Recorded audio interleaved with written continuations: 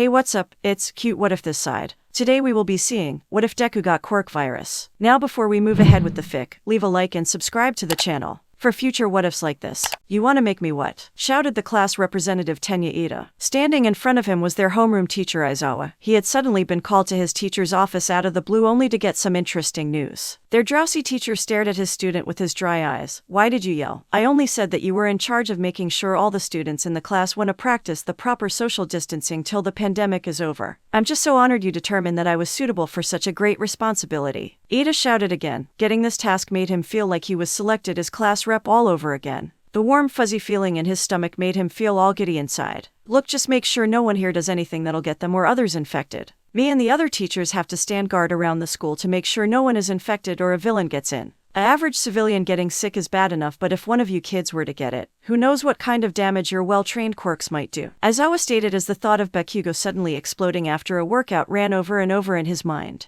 Ada on the other hand was thinking of the dangers if Mina got sick and excretiate acid in her sleep. Whoever was below her would get a one-way trip to the hospital, no doubt. No worries, Mr. Aizawa. I swear I will ensure that everyone will be as safe as possible, stated the excited hero in training, giving a proper salute. He already got a bad feeling about this teacher just shrugged. As long as no one else got sick he didn't care. He was about to suffer the rest of the day with Miss Joke bugging him since UA needed to borrow a few heroes from other schools after spending most of their own staff to help with the pandemic. In exchange, UA will house students from other schools so that the buildings can be freed up to aid in the pandemic. I'll leave it in your hands. Social distance patrol officer, he sarcastically said before walking away. Almost as soon as he left his office, Miss Joke found him and the pain began. Ada on the other hand was still relishing the joy he was feeling.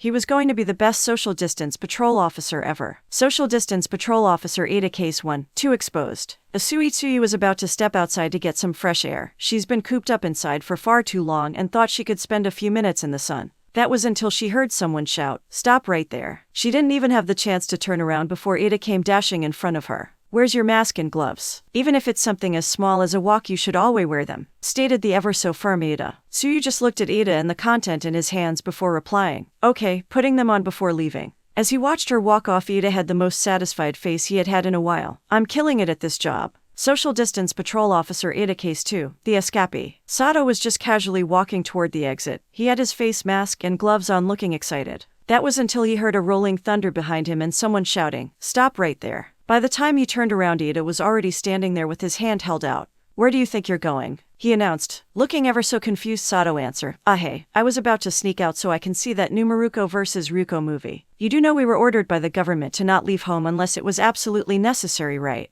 A movie is not a necessity, scolded Ada. Trying to laugh it off, Sato rubbed the back of his neck saying, "Yeah, I know, but I found out a theater was still showing the movie and I haven't had a chance to watch it yet. So I thought maybe I can quickly." But before he finished his sentence, he could feel Ada behind him, forcefully pushing him back in the direction of the dorms using his quirk. "I'm sorry, but we all had to make sacrifices during this time. Also, you had 3 weeks to see the movie. I'm not approving of anything, but by now there's certainly some way to view the movie if you look on the internet. But the experience isn't the same." NOOO. Social distance patrol officer Ada Case 3, the Forbidden Act. Hidden well among the garden of. "Will today be the day we do it?" Jiro asked. "Oh, only if you want to." Tamaki answered. He wasn't feeling so sure of what she was suggesting. "Just for today though." "Okay then, let's do it." "Stop right there," yelled Ada, rushing into the area, freaking out the couple. "What are you doing?" Jiro shouted, blushing red. Tamaki was already covering his face from embarrassment. Ada pushed up his glasses, turning the question against her. "The question should be, what are you doing?" Pointing down at Tamaki's lap.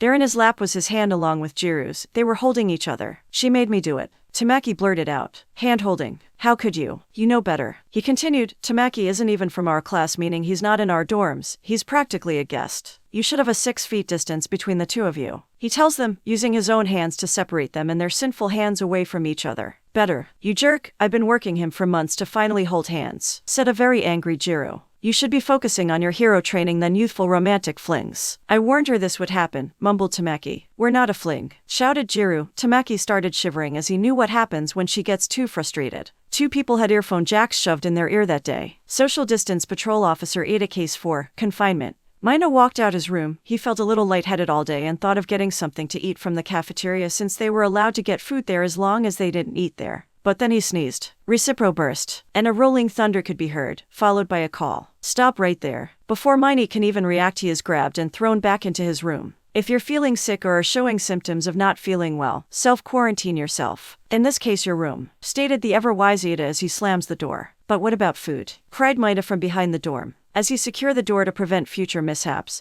he tells him, I'll deliver you something. Social distance patrol officer Ida case 5, deceptive. Stop right there, called out the brave patrol officer who bursted into the kitchen, seeing Mina, Uraraka, and Izuku. All three were washing their hands in the different sinks the kitchen had and looked like deers caught in the headlights when Ida came in suddenly. Oh, my apologies, I heard someone saying something about a sticky hand after coming inside. Glad to see you all took the initiative of following the very important wash your hands rule. I'm proud of all of you. Remember to use hand sanitizer and carry on. With that said, he walked away, pleased that some of the people he held high regards were following the proper rules during these strong times. Though he did wonder why they were all barely clothed. It's pretty cold in the kitchen. Social distance patrol officer Ida epilogue. Thanks to my strong work and dedication, I think my classmates are finally starting to get the importance of social distancing, says Ida as he sets down his glasses on the table in his room. I'm sure Aizawa-sensei would be proud of my work. That's nice I guess fam, said a very curvaceous blonde woman on his bed. She was laying back looking at her phone as she listened to his story. Now get over here, I got some lit things I tots wanna show you on my phone.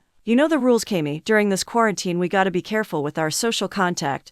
And did you wash your hands? Replied Ada. Jokingly Kami raised off her hands in air, clean as a whistle babe, but come on, you can bend your rules a little bit. Not like any of us in the dorms are sick anyways or else we would have been taken away by now. I can't break my own code, insisted Ada, turning away. Oh please Kami says as she got off the bed and walked over to Ada, breaking the 6 feet distance rule. To put her hat onto his head, you can tots be rebellious yourself. Beside you working so strong deserve some lean let's you right. Social distance patrol officer Ada. She may not look it, but the woman can play mind games when she really puts her all into it. Gritting his teeth Ada muttered, well, social distancing is more of a guideline than a rule. I agree. Ain't nothing holding us back fam. Forgive me Aizawa-sensei, even the most righteous people can have corrupted longing. Were the thoughts of Ida before enjoying a night with his girlfriend. Hatsume's log, day, unknown. Time. Let me check 10:32 a.m. Update. I have finished assembling the last of the babies that make up the third Hatsume Air fleet. Set it off with the automated trajectory algorithms, connected to the Hatsume Air DLVRY app. At this very moment, 45 drones fly around, bringing people boneless wings, and sushi, and tacos, and there should be one delivering my chocolate.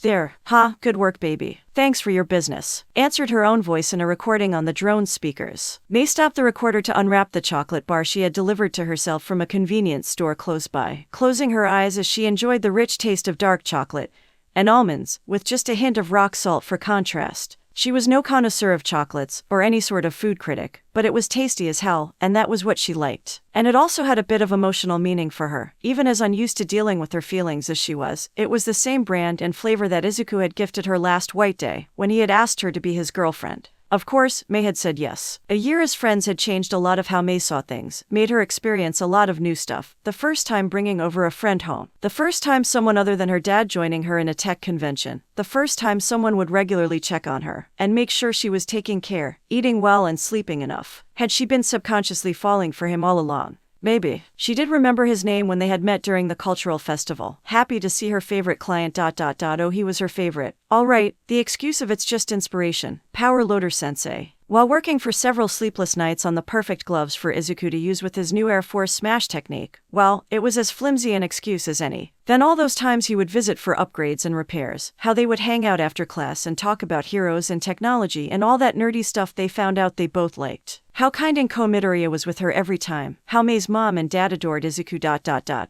But then again, even the guy at the hardware store loved Izuku, so it was only logical. But probably the only reason why Izuku had confessed on White Day had been that May had also given him chocolate on Valentine's. After one too many comments from the other girls about her boyfriend, and knowing that he really was special for her, even if she didn't know exactly why, May had set out to cook the best homemade chocolate technology could create. Thankfully the kitchen in the dorms had a good sprinkler system. And thankfully, too, Izuku had liked the store-bought chocolate. Apparently, he had never received any, not even friend chocolate. That had never bothered May. She had never given any thought to Valentine's and White Day. It was a distraction ... and everyone thought she was too weird to approach. Anyway, so there was no loss. So May had given Izuku a store-bought chocolate, in a small box she had manufactured herself from some green Kevlar she had lying around, and written a little note on some cardboard she got from one of the Gen Ed students, that said, for the hero I want to support always. When she had told the girls of 1A had been extremely certain she was smitten. And now, looking back, it was probably right. Finishing up her chocolate, May CLCKed on the recorder again, log entry continuation. The baby has flown off for the next automated DLVRY. I'm so proud of it. Go baby, go. This one I painted red, because I modified it to go 3 times faster. I think this got a bit boring since I automated the flight. Piloting the drones remotely was a bit fun and occupied me. I miss the workshop so much. I have exactly 12 unfinished projects. There is water pressure baby, useful for heroes like Manual to further pressurize their blasts. And also improvements on my Iron May suit ... And of course that new helmet I was making for Izuku. That alloy Yamomo came up with is so DMN perfect. And the ablative plates. May embrace her fingers, like a stereotypical cartoon chef would do. But it is for our safety, I guess. DMN virus. Maybe if I was a doctor like Mom, I would have found the cure by now ... Nah, my mind's not made for that. Anyway. And also it is probably a virologist's field. Sorry Mom, I knew from day one I was like Dad. A mechanic and a brain surgeon was an unlikely matchup, but May loved her parents dearly. And, to support a girl as stubborn, accident-prone, and fiercely competitive, they had to love her a lot too. Hatsume's log, it is now 10:37, and I must report I am bored. It seems like my options are running low. I could check up on the gift DLVRY babies to see if there is any gossip to share with the girls, or maybe I could call up some of those business agents who wanted meetings. Or I could play All Might Combat, Royal Rumble X. On my pride as a Hatsume, that time Bakugo and Uraraka beat Izuku and I. That's gotta change. Talking with herself was not exactly a habit or a quirky aspect of her personality, like with Izuku, but now that she had no one else to pester, all alone in her boring dorm room, it helped a bit. She was not meant for quarantine. Sure, there was an international emergency over the virus, and UA was taking precautions by confining them to their rooms and limiting their contact with the outside as much as possible. Students could still move around, but keeping the distance when possible, and for now, Recovery Girl was not attending any students, because the elderly were more vulnerable. May hoped her grandparents were okay. Old Gramps still ran a forge in the mountains, smithing the blades that old hero, Yoroi Musha, used in battle. That part of the Hatsume line had long served with weapon manufacturing for people risking their lives in the defense of others. Granny had pretty much had to knock the old man into some sense with one of the smith's hammers. That old Pinkbeard was as stubborn as, well, the entire family. Chatting with Izuku by phone was also an option. May considered. She usually texted him with updates on her projects, to talk about homework, or with just any random idea she had, when they couldn't meet up in moments. It worked when he was away on internships, for example, but now, he was just in another building, and it still was advised that they don't see each other. But she couldn't do everything over the phone. They were a couple and that meant a different type of baby making, one that they were doing more and more now. A sudden tap on her window made her look up. It was one of her babies, a carrier drone equipped with a small mechanical arm for tapping doorbells politely. It carried a small tubular container, most likely a letter in it. Who'd send me a letter? I should check the app. After I read it, of course. It could have insider trade info and let me buy some stocks at a cheap price. She had been looking to own a little chunk of another company for profit, and now that she pretty much had the monopoly on clean deliveries around UA, she had more funds to invest in the future. Perhaps Detonaret stock was selling cheap. Ever since their CEO was outed as a villain, the company had been controversial and failing. But May had a feeling the new people in charge were about ready for a comeback. Though they hadn't invested on face masks as much, and they would be losing money now, and give May a way in. Opening her window, May reached out and picked up the cylinder. "Thank you for your business," answered her voice recording, and then her baby was off. My voice sounds so weird on that recording. I wonder why Izuku says it is cute. Anyway, please be stock market secrets, mystery letter. She opened the small plastic cylinder, which looked to have been 3D printed in one of the dorms. "I miss you, so I'm gonna do something pretty dumb. Please open your window as wide as possible." May read aloud, OFCK. She quickly opened her window as much as she could and dove out of the way, and watched Izuku land right in, dressed in the UA sports uniform and wearing his hero suit's protective face mask. "What the FCK, Izuku? The 3A dorms are 3 buildings away, right? In that direction," Izuku said, taking off his face mask and wiping his eyes. "You got the angle right for a jump over here. That's, Izuku, that's pretty DMN cool. You gotta show me what equation you used to calculate this ... You didn't wing it, did you?" It was a parable with some variables and May absolutely loved when he talked nerdy with her. It was just the kind of stuff that she liked. Numbers and formulas were easy to understand, when he said her eyes were appealing, or when he ran his hand through her hair, or how it felt to embrace. All that was new and strange and exciting, yes, but a good all equation never failed nobody. "So our hypothesis about your flight abilities was pretty much spot on, then?" May asked. Apparently, Nana Shimura had called the Quirk Izuku had inherited float. But that name was lame as hell, and not market-friendly. She was building his legend, one business deal at a time, and Deku was a great hero. Cool and exciting, float sounded like a shampoo scent. For cry out loud. Black WHB was pretty badass, and 1 for all was freezing levels of cool, so at least that didn't need any improvements. Yeah, you were right with everything, Izuku said, smiling brightly. With her quirk, Mei could see every tiny detail in his face, every little thing that she had ended up loving. I knew it. It was just a matter of adjusting power outputs and dealing with the grav pull, and you made it, and now you are here. It was still awkward when she started it, but Mei pulled Izuku in for a hug. She didn't care that she had forgotten to shower in a day or two, she had missed him. I really wanted to see you, Mei. I know we should take care with the virus and everything, but I need you. Thankfully, Mei had at least washed her teeth, because Izuku embraced her not 2 seconds after finishing his sentence. It still felt like a new experience, as Mei had never embraced anyone before, and it was just so good. The way his lips tasted, the way their tongues met, how the moment seemed to stretch forever. Izuku, Mei said, interrupting him before the next embrace, I think I need a shower. Oh, Izuku said, taking his hands off her hips and bringing them over to his head to scratch it embarrassedly. I got a bit caught up. I didn't say that we should stop. Join me. It shall be a business shower. We'll talk about our next big project as we wash, Mei said, laughing, taking Izuku by the hand and leading him to her bathroom. Oh, okay, Izuku said, quickly adapting to the situation, taking off his trusty red shoes quickly and ditching the face mask. Mei herself wasn't exactly business casual, dressed just in some loose shorts and one of her tank tops, with no BR, of course, it was just a demand of society that she wear one. Besides, Izuku probably preferred this arrangement. After first year, Yue had decided that communal bathrooms and showers were a pretty bad idea, and had decided it was best to give everyone more privacy by adding some to each dorm room. Some students enjoyed the privacy to bathe, some to FCK. And it was Mei's plan to do the latter. Skillfully throwing her shorts to a basket full of dirty clothes, Mei turned around to start the shower. It was all set up for a nice, hot shower, a sponge for scrubbing, soap, her shampoo, and 2 towels. Izuku, meanwhile, had lost the jacket and breathe of his uniform, and was in the middle of throwing away his socks. Good, Mei thought. They had more than enough time to get undressed and play around a bit before their shower. Izuku took his time with his shirt, teasing her every step of the way. It wasn't that he was slowly revealing his abs and chest, rather that Mei knew those muscles even from before they were good friends and thought about them quite a bit.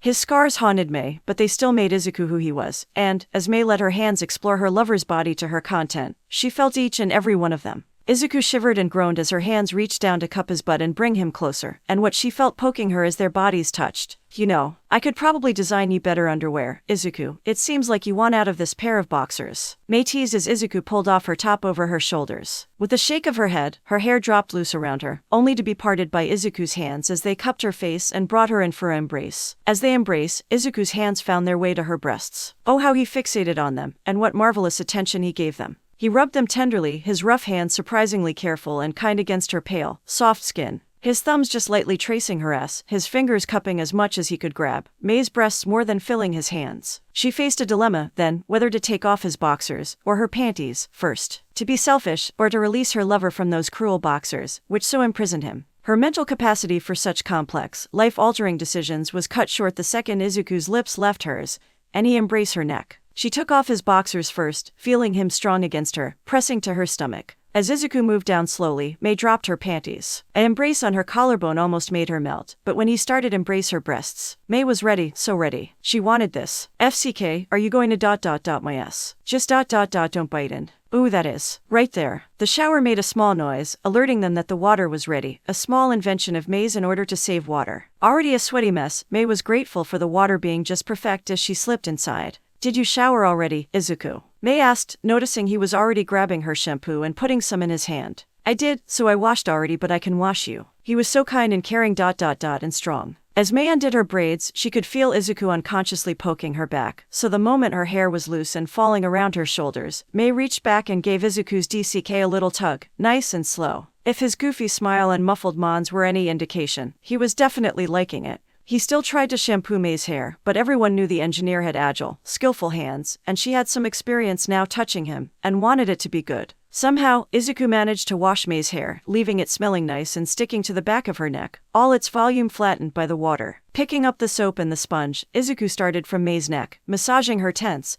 stressed shoulders. Even as she sighed in relief, Mei kept on her slow, methodical HNDJB. But she only needed one hand for that, and the other one went to herself, teasing her CLT just as slowly. It felt good, really good. She had missed this, and it would only get better. May your your melons, I love them. Izuku said, his voice a half mon, lost between making sure Mei's breasts were extremely clean and scrubbed of any and all dirt, of course, and getting the HNDJB of his life. His DCK throbbed in May's hand, and she smirked, knowing just the kind of control she had at the moment, and feeling just as aroused as Izuku was. Pick me up then. Pin me against the wall and put my melons on your face, Izuku. Embrace my ass as UFCK me. Simple instructions, the best that May's increasingly horny brain could come up with. The rest of the shower could wait, the hunger she felt for Izuku could not. Izuku didn't hesitate. They both knew May was on the pill, with so much talk of making babies. Pretty much every adult had insisted on it, so they were safe. With almost no effort, Izuku picked up May, holding onto her thighs, and he set her up against the shower's wall. It was a bit cold, in contrast to the water and the steam, and May shivered when her naked back touched it. But soon she had Izuku even closer, his heat more than compensating for the chilly wall. I'm putting it in, okay? Izuku asked, as May guided him into her. He was considerate, not moving too fast or too deep at first, but as he started picking up the pace, May was sure her moans of pleasure could be heard everywhere. Waves of pleasure rocked her from every side as Izuku didn't let up, and gave her a playful nibble. You idiot, Izuku. I'm really sensitive in that. FCK. You did it again, that is ...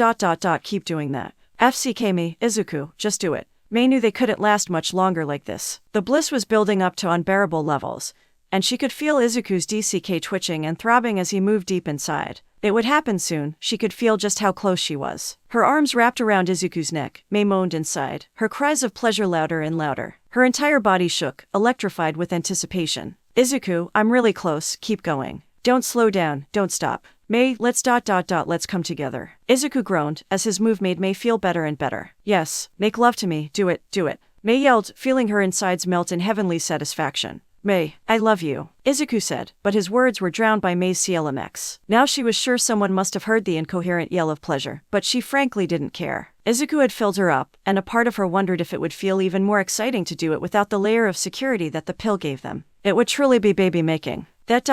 was amazing, Izuku said, a goofy, satisfied grin on his face. His legs still shook a bit from communing so much, May could notice, proudly, so I was a bit impatient. I really needed this, Izuku. I needed it too. But you're going to keep helping me wash, right? Of course, Izuku answered. Got him, May loved her boyfriend so much. Hatsum, Midoriya ... we have set up a video conference because you two broke curfew. It is unfortunate, but it seems nobody got hurt, so UA will not punish you for it. Aizawa's voice remained as stoic as ever, even when anyone with eyes would probably notice that the two students were blushing, and their hair was a mess. Thank you, sensei, Izuku said, bowing. I'll give you a coupon for Hatsume or DLVRY for letting it slide, Aizawa. May added, hoping a sly businesswoman's grin would hide the fact that just a few minutes Izuku had FCK'd her brains out. Whatever, students. That isn't the important news. Thing is, the pandemic has worsened, and we will not risk you walking back to your room, Midoriya, the teacher grimly stated. Izuku made a good show of appearing somewhat distraught, but May couldn't hide her smug smile. It seems that is how it must be, sensei. I'll take good care of Izuku, never fear. Okay, so now your coupon code for a 2,000 yen discount is Ms. Joke, got it.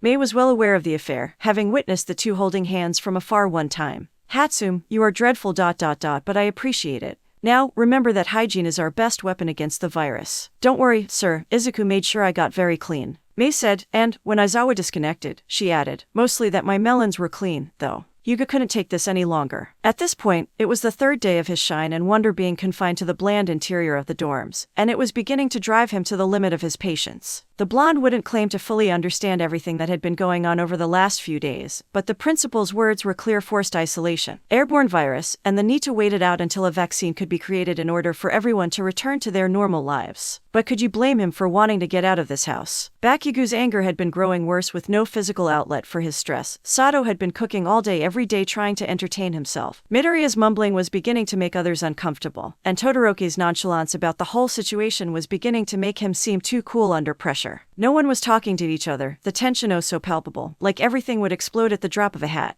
Only Yuga was getting more and more sure that a hat wouldn't even be able to drop with all the tension in the air. Fresh air, that's what they needed, something to liven up this dreaded community housing, restore some of the life to the appealing people around him. But with an airborne virus, that wasn't an option. So they needed something else. Something, what else was there? No outside, no fresh air, no way to relieve the thick blanket of smothering old air that was beginning to choke him. He felt like he was breathing through a pillow being shoved into his face. Hey, Ayoma. There were hands on him, holding onto his chest as his lungs struggled. Why wasn't anyone else panicking? Why was he the only one who could see that something needed to be done? Ayoma, breath, dude, come on. His lungs felt like they popped, SCK in air like a vacuum, coughing like an unrefined slumlord after smoking for 40 years straight. Someone was holding him upright, and everyone present was staring at him with concern, the worst reason to stare in his opinion. His legs were shaking, and he felt Todoroki's arms wrapped around his waist. Everything is fine, there's no need to panic like that, there's nothing to worry about. The boy's cool voice spoke, leaving Yuga to only nod. Todoroki turned away. Kaminari, could you get him some water? The normally obnoxious punk walked away towards the kitchen,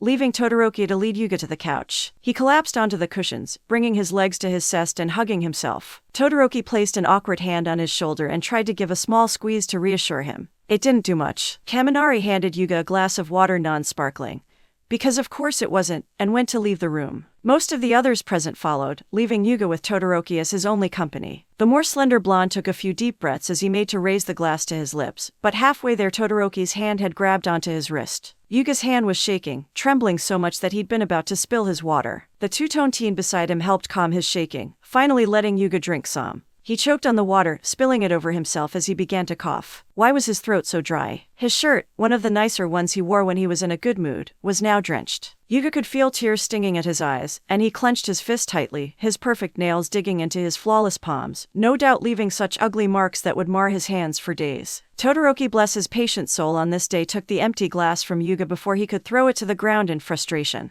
He patted his back lightly a few times. Wait here for a moment. He walked away and into the kitchen, taking the glass with him. Yuga tried to breathe. It felt like the air had turned to jelly, a sludge that wouldn't stop choking him. He pulled his legs up onto the couch, hugging them closer to him as he closed his eyes. He just wanted to breathe. Here. Yuga opened his eyes, glancing at the cup of tea Todoroki had placed on the coffee table in front of him. Tea. But tea takes a few minutes to make. Just how long had he been struggling to breathe for? He reached forward and took hold of the cup, using both hands this time, trying to keep it steady. It was steaming, hot, so clearly Todoroki had taken at least the full 10 minutes to prepare a basic cup of tea. This was insanity. Yuga was beginning to lose grip on the world around him. He blew on his drink, trying to cool it off before taking that first see. Oh mon Dieu, he thought to himself. It tasted terrible. What cheap brand of tea was this? What kind of tea was this? It tasted almost sour, nothing like the tea Momo would make on the weekends. Yuga took a quick glance at Todoroki from the corner of his eye, swallowing his mouthful of tea and doing his best to smile politely. Yuga nodded his thanks. It's splendid, thank you V. It's terrible. Oh, so terrible, it tastes like sour cherries. I know. He pulled out the box of tea he had taken the tea bag from. It's tart cherry tea. Koda drinks this stuff, it's supposedly good for anxiety. I figured you could use the last bag at the moment.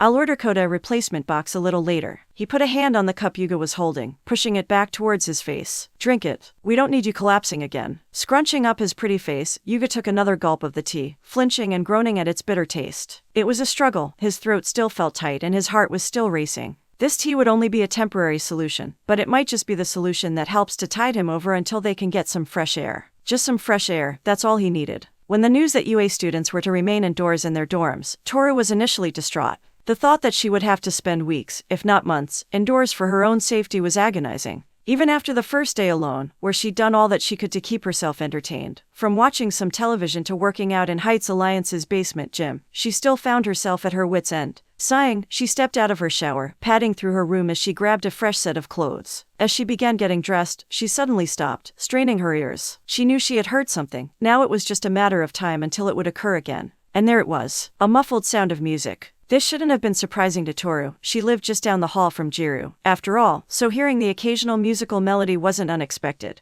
What was surprising was how it seemed like more than one instrument was being played. The beat of a drum reverberated through her ears, as the soothing, gentle melody of a guitar caused her to feel relaxed upon simply hearing it. Admittedly, it sounded as though whoever was playing the drums was a tad rusty, but nonetheless, it was a pleasant composition. And then the music abruptly stopped. The invisible girl tilted her head. It wasn't like Jiro to suddenly stop a music session like this, so something must have happened. She nodded to herself, heading towards her dorm door and slipping outside, naked as a babe, tiptoeing her way towards her only neighbor on their shared floor. She'd always found it curious how, despite the girls only taking up about half the space the guys took up, they'd all been spaced out throughout the dorms, with 2 girls on each floor of the dorms, other than the second floor. Whilst the choice to spread the girls out was something which intrigued her, she pushed it to the back of her mind as she closed in on the punk girl's door. As she stood in front of the door, she could hear some voices arguing behind the strong, wooden surface. She pressed her ear against the door, but was surprised to find the door gently swing open as she did so. Fortunately, the people within the abode didn't notice this motion, so Toru took the moment to step in, hiding just next to the open door before she closed it as quietly as she could, standing just next to the entryway as she took in the sight before her. Sitting on the edge of her bed, and leaning lightly upon the electric guitar perched atop her thighs, Jiro was busy arguing with Bakugo, who was currently yelling profanities about the drum kit towards the punk girl, his hands tightly gripping the wooden drumsticks. "Hesh, God FC King dammit," he yelled, his face completely enraptured by the rage clearly boiling up from inside, his hands tightening so much Toru feared he would snap the drumsticks from sheer rage alone.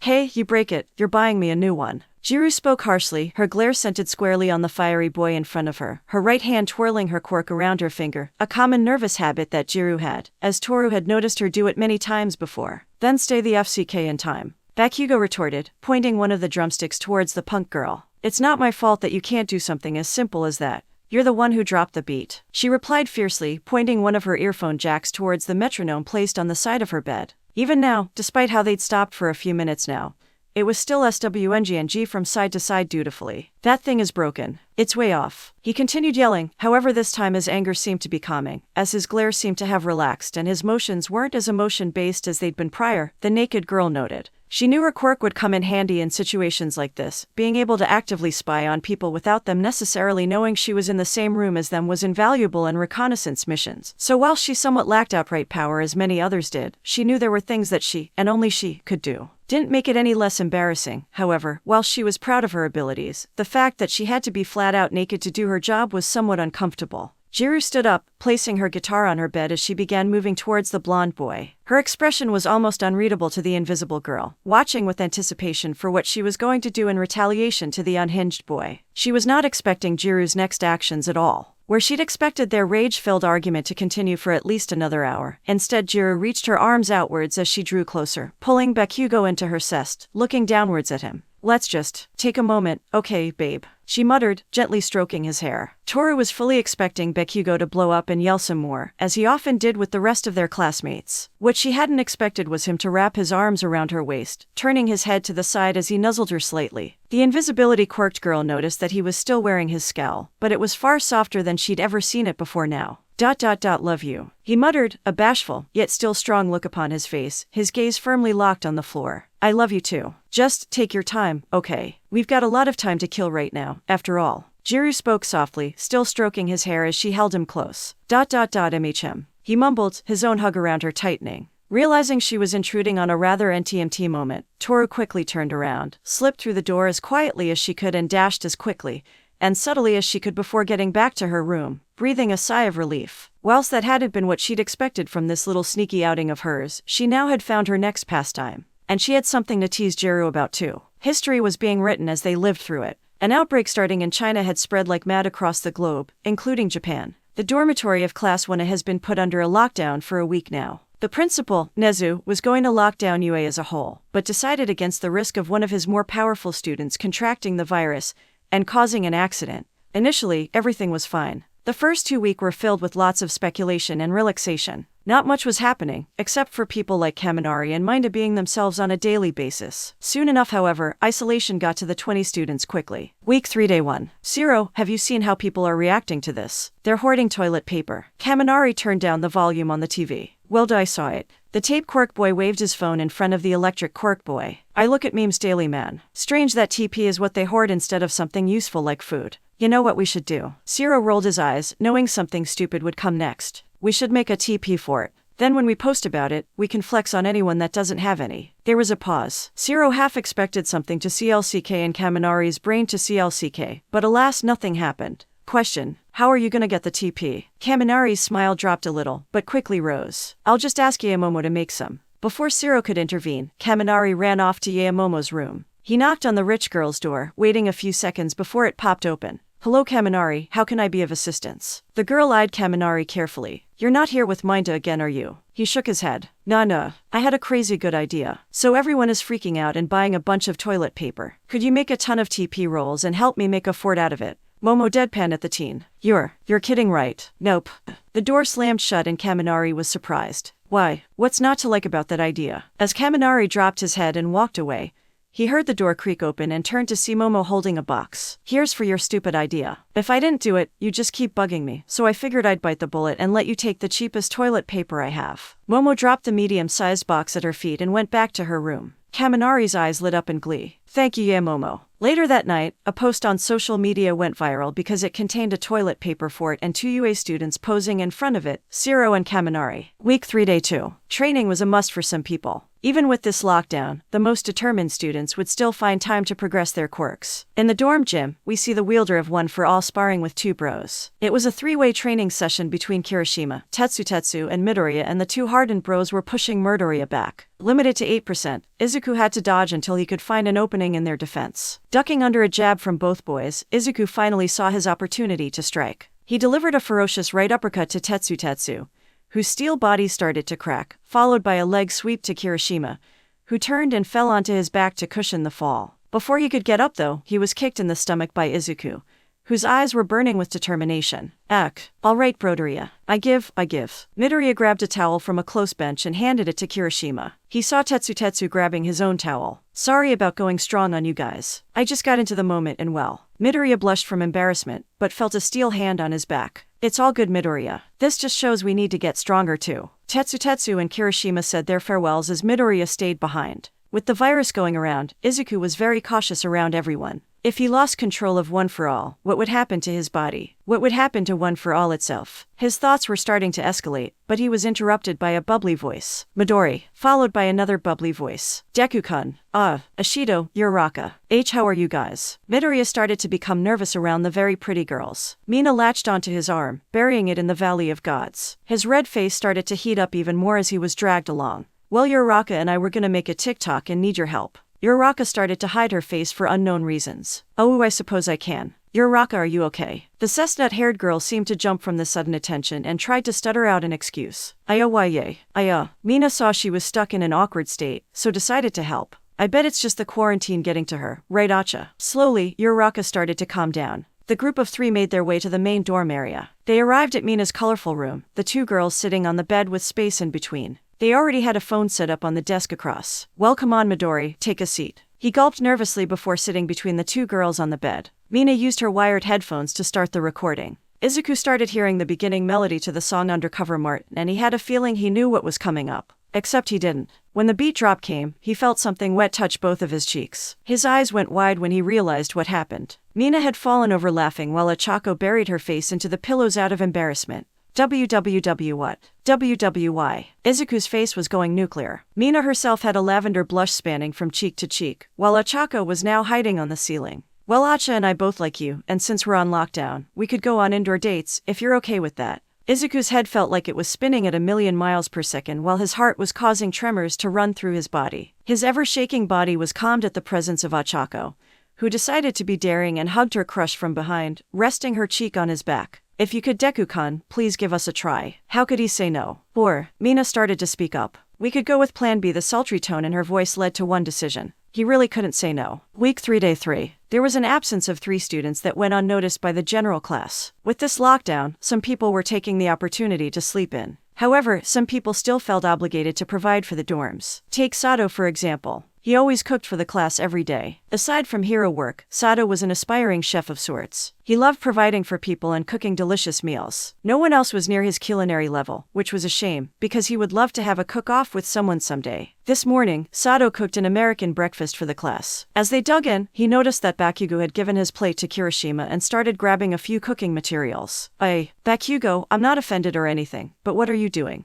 Bakugo turned to the chef of 1A. "I'm making my own breakfast. I just wanted something different." He paused a bit. "I usually waited till you left to make my own stuff, but I was impatient today." It was uncharacteristic of Bakugo, but he was being sincere. Sato noticed throughout the entire time Bakugo was cooking his meal, he was doing it with the precision of an esteemed chef. "Bakugo, I didn't know you knew how to cook. And you're pretty good at it." Bakugo just smirked as he applied spice to his food. "I've been cooking for a long time now. Not as much as you have, but I can feed myself." Sato was curious as to how well Bakugo could cook. He waited until they both finished their meals before he popped the question. So Bakugo, wanna have a cook-off later today? We can make a ton of food for dinner and eat leftovers for the next few days. This'll give you time to get meal ideas. The explosive teen put his plate away and thought to himself, all right, Sugarman, you're on. At dinner, the class, including the formerly absent, were eagerly watching the two talented cooks dish out some mean plates. Both boys had a variety of foods from many different places. Katsuki had a spicy variety, like curry and pepper poppers. Sato was cooking with spice, but not the hot kind. Pasta noodles were being stirred into a sauce mix that graced the air around everyone.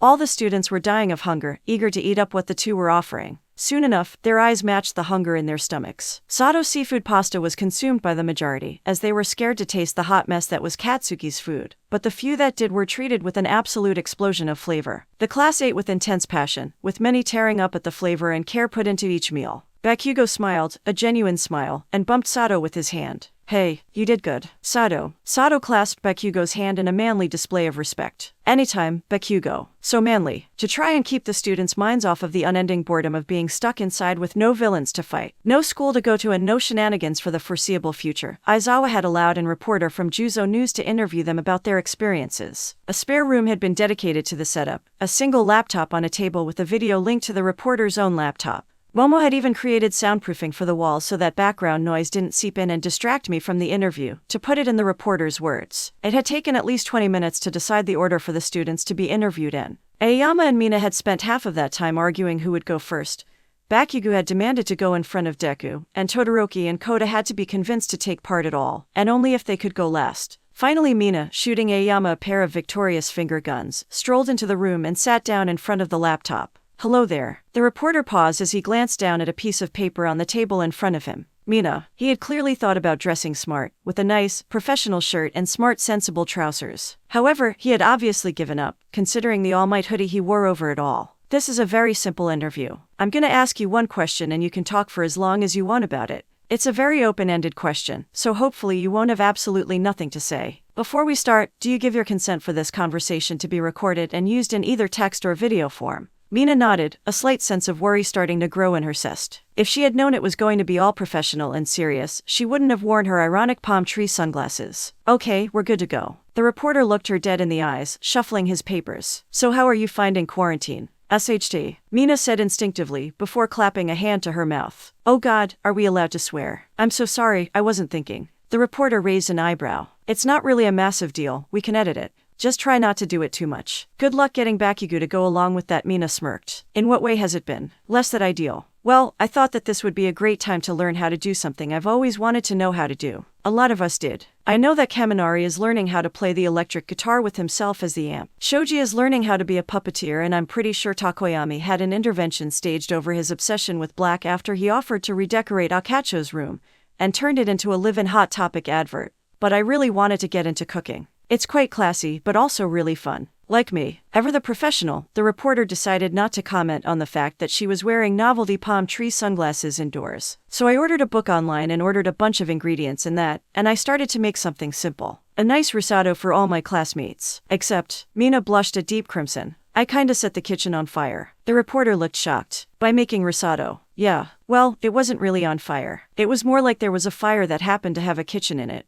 It was bad. Todoroki had to completely fill the kitchen with ice, and then he had to melt it slowly over the course of like a day. Everyone got really mad at me since the kitchen was completely useless for a week or so. Hatsum had to send us a video instruction on how to repair it properly. It took forever, and Aizawa got really mad at me and said if I destroyed any more school property I would be banned from using it ever again. The reporter stared on, shocked. And when was this? Oh, about 2-3 weeks ago. And how's the kitchen now? Not too good, to be honest. We had to replace pretty much everything and it cost a fortune. New fridge, new microwave, new oven, new everything. Thank God the school isn't spending too much money at the moment since lessons are off, or Aizawa said it would probably be billed to my parents. The reporter blinked. So, I assume that this is the only time something like this has happened. Mina laughed. You clearly haven't done your research, have you? That isn't even in the top 5 things that have happened. Where to start? There was the time that Jiro used some of his own tape as a face mask and couldn't get it off, so we all took turns trying to rip it off his face until we just decided to cut a hole in the middle so he could breathe and talk. The time that Ida went for more than one run a day out of sheer habit and turned himself into the police. The time that Kaminari got super bored and plugged himself into the mains of the building to see what would happen and short-circuited the entire dorm. And that one time me and the girls jumped Kiri and forced him to wear a bunch of makeup cause we were super bored. Oh, and one time Bakugo blew like a meter-long hole in the floor of his room cause he fell off his bed whilst he was dreaming and got startled. You'll have to ask all of them about that though, I don't really know the details. The reporter sat there, in a state of shock at this overload of information. Eventually he picked up his pen and said, in an almost whispering tone, "Thank you, Mina, that's perfect. Could you send the next person in please?" "Sure," she gushed and leapt up from her chair. "Next please." The reporter looked down at his notes. His quirk allowed him to effortlessly dictate a person's speech in real time. But that didn't change how insane the things that she had said were. There was a lot of work that needed to be done. He was so wrapped up in himself that he hadn't even noticed that the next student had sat down until they had cleared their throat meaningfully. "Oh, hi. Sorry, I wasn't paying attention. Did that girl tell you about the consent thingy?" The girl nodded. "Do you accept?" Another nod. "Right then, tell me. How have you been finding quarantine?" The girl leaned forward, and the reporter realized with a shock that it wasn't a girl, it was a boy in heavy makeup. His hair had purple tips and his lips were bright red. Mascara and eyeliner coated not only his eyes, but also a significant portion of the face below. He even had a heavy layer of blusher on his cheeks. "How do you think?" asked Kirishima. When the quarantine was announced, Aizawa had given the students a video call to tell them that they were not allowed to leave the dorms at all. They could go out into the yard, but that was ill-advised seeing as it was winter, and they were going through a particularly cold phase. This would have left all of them bored in the first place, but it was worse because they were still left with homework from every single class. It's not like they didn't always have homework. They usually had homework from Present Mic, Ectoplasm, and Cementos, but now because they didn't have physical classes, they had online assignments as a substitute and it was torture. It had only been 2 days and already, even Ada and Momo were starting to get tired of the bullshit. This brings us to our current situation. So, not that I'm not glad you're here, Kaminari, but do you really need a study session at 10 p.m.? No studying please. Kaminari was sitting on the other side of Momo's frankly massive bed, which left them not even being close to each other. It was nice and soft though, and Kaminari wished that he always slept in this bed. He felt like he was laying on a cloud and the cloud was also honey SCKUN, and the honey was really warm seawater at the same time, and the seawater was also the deep consuming expanse of space, but made of marshmallows. The only other bed that came close to the comfort of Momo's bed was Shiro's hammock, and Bakugo unfortunately had a monopoly on it. "Kaminari, you're falling asleep. What did you come to talk about?" Kaminari blinked his eyes open and sat straight up. He was on a mission after all. He couldn't allow any distractions. Even distractions such as laying on $1 million of blankets and pillows and… Okay, he rubbed his eyelids. Usually he could handle staying up till 2 in the morning, but he'd never faced such a worthy opponent of his wakefulness. "So, we're under quarantine and we're all bored as S, right?" He led with that. Maybe it wasn't the most tactful way of phrasing it, but he thinks it was enough of a hook that Momo would sink her teeth into it. "Ah, so you want to set something up to boost morale and give the class something enriching and helpful all at the same time then, and you came to me because it requires materials that we don't have on hand." Well, he would have just said that he wanted to do something fun. But the way Momo phrased it made it sound more noble and he liked that. "Yeah, I do. It'll help us with training, maybe some bonding. It'll just make everyone feel better. But you are the most important part of this puzzle. See, here is what I think we should do." He proceeded to explain all the parts of his plan with Momo nodding along excitedly. "I think that could work. But I also think we should add." She then proceeded to add to his plan what she thought they should do. "Okay, but I really want to do." He tried to add what she had said to a plan while also trying to keep what he wanted to do. "Well, it's your idea, but at least consider." She then added something that Kaminari couldn't refuse. It was too good an offer to pass up. "Okay, then we'll just rework the plan." So, within 5 minutes that had the plan fully reworked and Momo had begun creating. "But Kaminari, I'm not sure if I can make everything without using all my lipids, even if I have more stored up than usual," Momo fretted. But Kaminari just gave her a smirk. "Don't you fret, my Mamote. Please don't call me that." "Gladly, follow me." They got to Kaminari's room without interruption. Thanks to Momo rolling a nat 20 on stealth for her and Kaminari. Thanks to Momo keeping him from causing trouble. Side note, Kaminari almost fainted when Momo picked him up. The point was, they were in Kaminari's room and he pulled her over to a mini fridge. As he opened it, Momo could swear it had a radiant glow only seen on preteen television. Behold, the motherlode. The motherlode was in fact several brands of sodas, ice cream, cookie dough, dips, and more. Kaminari then went over to his many drawers and pulled out a mini cabinet, which even she, the 1%, wasn't aware were things. Behold, the second motherlode. He opened the cabinet to reveal that the second motherlode was TWK, Little Debbie's, cookies, chips, candy bags, and more. He smirked, clearly pleased by his collection. I'm not eating all of that." "Oh, I know, Kirishima would probably kill you if you did anyway." "Kirishima? Oh yeah. He likes to steal from my motherlodes, thinking that I haven't noticed, but of course I do." The man was not made for stealth. But he also gets all growly when Mina and Shiro take more than he does when we hang out. Didn't know he was like that. He can be. Now get creating, we have 6.5 hours to set up. Warning, warning, villains have infiltrated UA. Villains have infiltrated UA for like the FCKTONILLIONITH time. Get out here. Bakugo was lucky he didn't blast his door down, especially with how tired he was from being just woken up. He hadn't even had his morning water. Except when he opened the door palm at the ready to blast some villain to high hell. Instead he was met with a bunch of red string strung up across the hallway.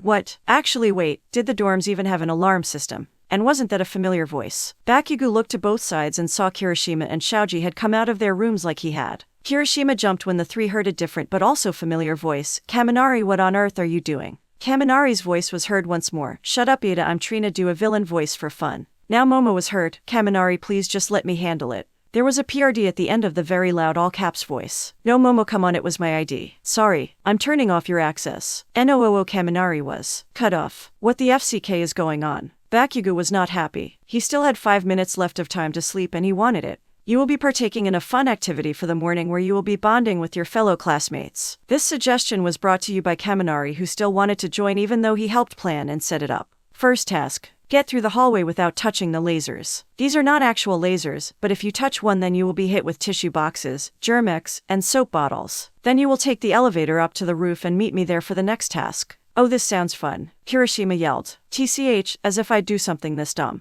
Bakugo grunted. And if anyone just grunted TCH, as if I'd do something this dumb, let me just put Kaminari back on the line. And why WOULD and you tell your fellow classmates other than Yaoyorozu? Ida, you're interrupting KAMINARI. Apologies. Thank you. Please just say what you came up with. Whoever DOESN't participate will be crowned as royalness and will have to be made fun of for at least an hour a day for a week. FCK. Bakugo screeched while Kirishima laughed. Shoji was quiet. And what about Jai? I mean, if a girl doesn't want to participate, then she will be crowned her royalness and will have to be made fun of for at least an hour a day for a week. Another loud FCK came from the third floor. Now, begin. Let's all work. Wait, Bikubro. Bakugo was off. Twisting, turning, flipping, sliding, stretching, winning. Before Kirishima could blink he had already made it to the elevator and was going in. Bakugo gave them both a strong and tired stare, daring them to say anything about him leaving him. Kirishima didn't care. Aw, come on man, at least wait for us. The elevator doors shut. Kirishima sighed, but then punched his fists into each other. Let's win this together, Shoji. And before Shoji could say anything, Kirishima was hardened and gave a very loud battle cry as he ran into the string's face first, and took the brunt of all the tissue boxes, and all the germexes, and all the soaps. It does nothing, you puny pieces of cleaning stuff. Kirishima felt the strings being pulled off of him, along with everything else on him. He was then picked up and Shoji said sincerely but with amusement, "Thank you, Kirishima. Yeah, friendship and teamwork." Uraraka was crawling on the ceiling to get to the other side of the hallway. It was working well, even though Mina was melting the middle of the strings carefully so she could walk through them without melting anything else, and also making sure she got them all. Uraraka and Mina were trading banter, although most of it was Uraraka for making fun of the fact that Mina was closest to the elevator and she was taking longer than Uraraka. Uraraka was almost there, in front of Mina, when a voice came from the elevator. "Hey, looks like you guys are almost done."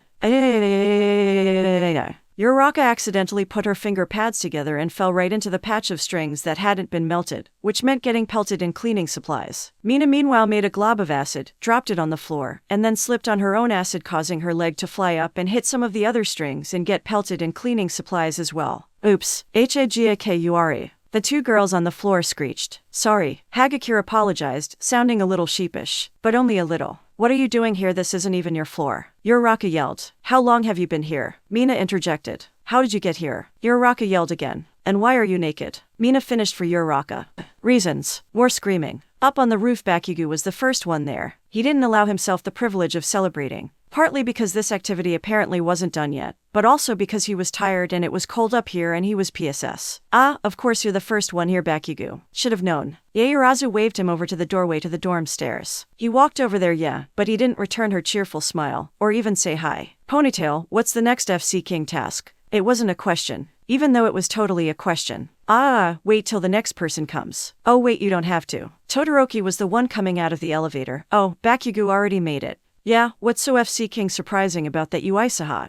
I was stating a fact. A likely story. Boys, you're both pretty. Very pretty. But let's focus, Bakugo growled. Todoroki stared blankly at Momo. This next task is going down this cardboard slide. Momo opened up the door to show the whole staircase had been covered wall to floor to ceiling in cardboard. That's it. Literally child's play. Bakugo neglected to mention he and Deku used to do this all the time as kids. How long did it take to put all that together? Todoroki inquired, maybe a little astounded. It was strong to tell with him. Too long, Momo said shortly. There was silence before Bakugo broke it. Okay, so where is the FC King sled? This was also not a question, despite being a question. How do you know? It's not important, shut up. Well then I can't explain. Okay, just shut up and say it then, ponytail. Bakugo, that's an oxymoron. Oh, I forgot to say hi, hello. FCK, just explain or I'm gonna kill both of you.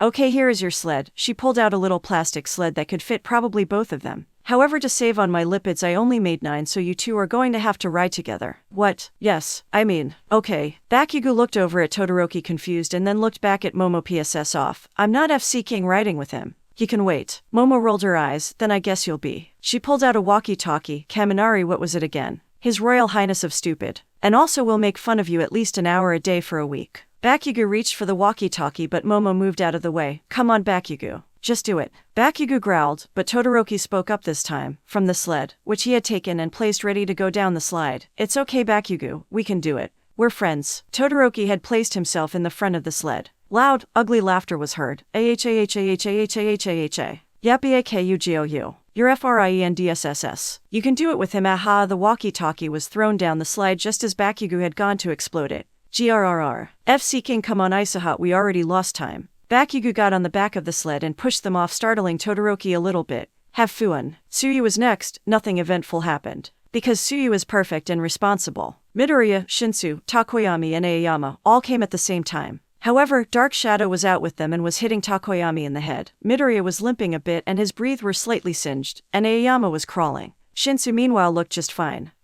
I wanna know? Momo asked tentatively. Midoriya tried to jump through the strings, except he's clumsy and got hit and also knocked himself into the wall. Aoyama tried to help by burning a hole through the strings, but he ended up burning Midoriya's breath and giving himself a stomachache. Takoyami finally caved and had Dark Shadow take down all the strings, but Dark Shadow is clumsy too, so he ended up getting pelted by soap and he really didn't like that. Shinsu helpfully supplied. What about you? I knew exactly how it was gonna play out. Oh, so you waited the whole time. Shinsu, please. We already embarrassed ourselves enough, just stop. Midoriya complained from where he was trying to comfort Aoyama. Alright, well let me just explain the rules for this task, and suddenly Kirishima and Shoji were coming out from another elevator. Sorry bros. I had to wash all the soap off and Shoji was such a bro he stayed by my side. So what's going on? Kirishima excitedly spoke. Momo smiled, well I was just about to explain, so you need to. And then Uraraka, Mina, and a floating pink dress, no wait that was Hagakure, came out of another elevator. So many elevators. Let's do this. The 3 girls declared. Okay, well I'll explain the rules. Then Momo cut herself off expecting someone to appear but was pleased when no one else appeared. She was finally able to continue and finish. Okay, so who wants to go first? Deku, you and me. Wait, OCHAKO.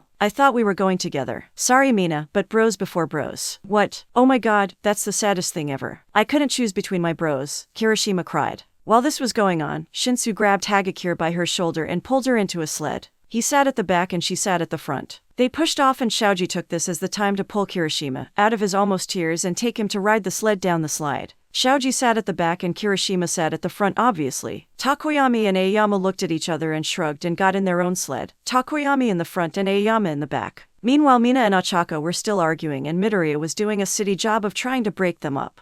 Mina, you can ride with me if you want. Tsuyu piped up from over by Momo. Oh my god Tsuyu, I didn't realize you were here. Let's do this. Mina jumped over to her and grabbed the sled so she could sit in the back and Tsuyu could sit up front. No, they all have a head start. Ochako grabbed Midoriya, then grabbed a sled and sat herself in the front and him in the back. However, she turned him around so he was facing away. Ochako put her finger pads to the sled and it began to float. Okay Deku, you'll steer with your kicks and FLCKS. Midoriya nodded and they were off. 2 minutes later Ida, Kuda, Ajiru, and Kaminari were there. Momo couldn't help herself and decided that she could indulge a little teasing. Kaminari, so late. Shut up Momo. Sorry Momo. It's just that Ida ran through the strings and got hit and we got hit and he also went out of control and I'm just really tired. Anyway, I already explained everything, so I'm teaming up with Ida, and Kuda and Ajiru are teaming up with each other. Momo nodded, even though he was a little strong to keep up with. Alright then. Actually, I must apologize to Kaminari, but something has occurred to me. Yaoyorozu, there aren't enough sleds for everyone, correct? What was Ida up to? Well yes, then I will not use a sled.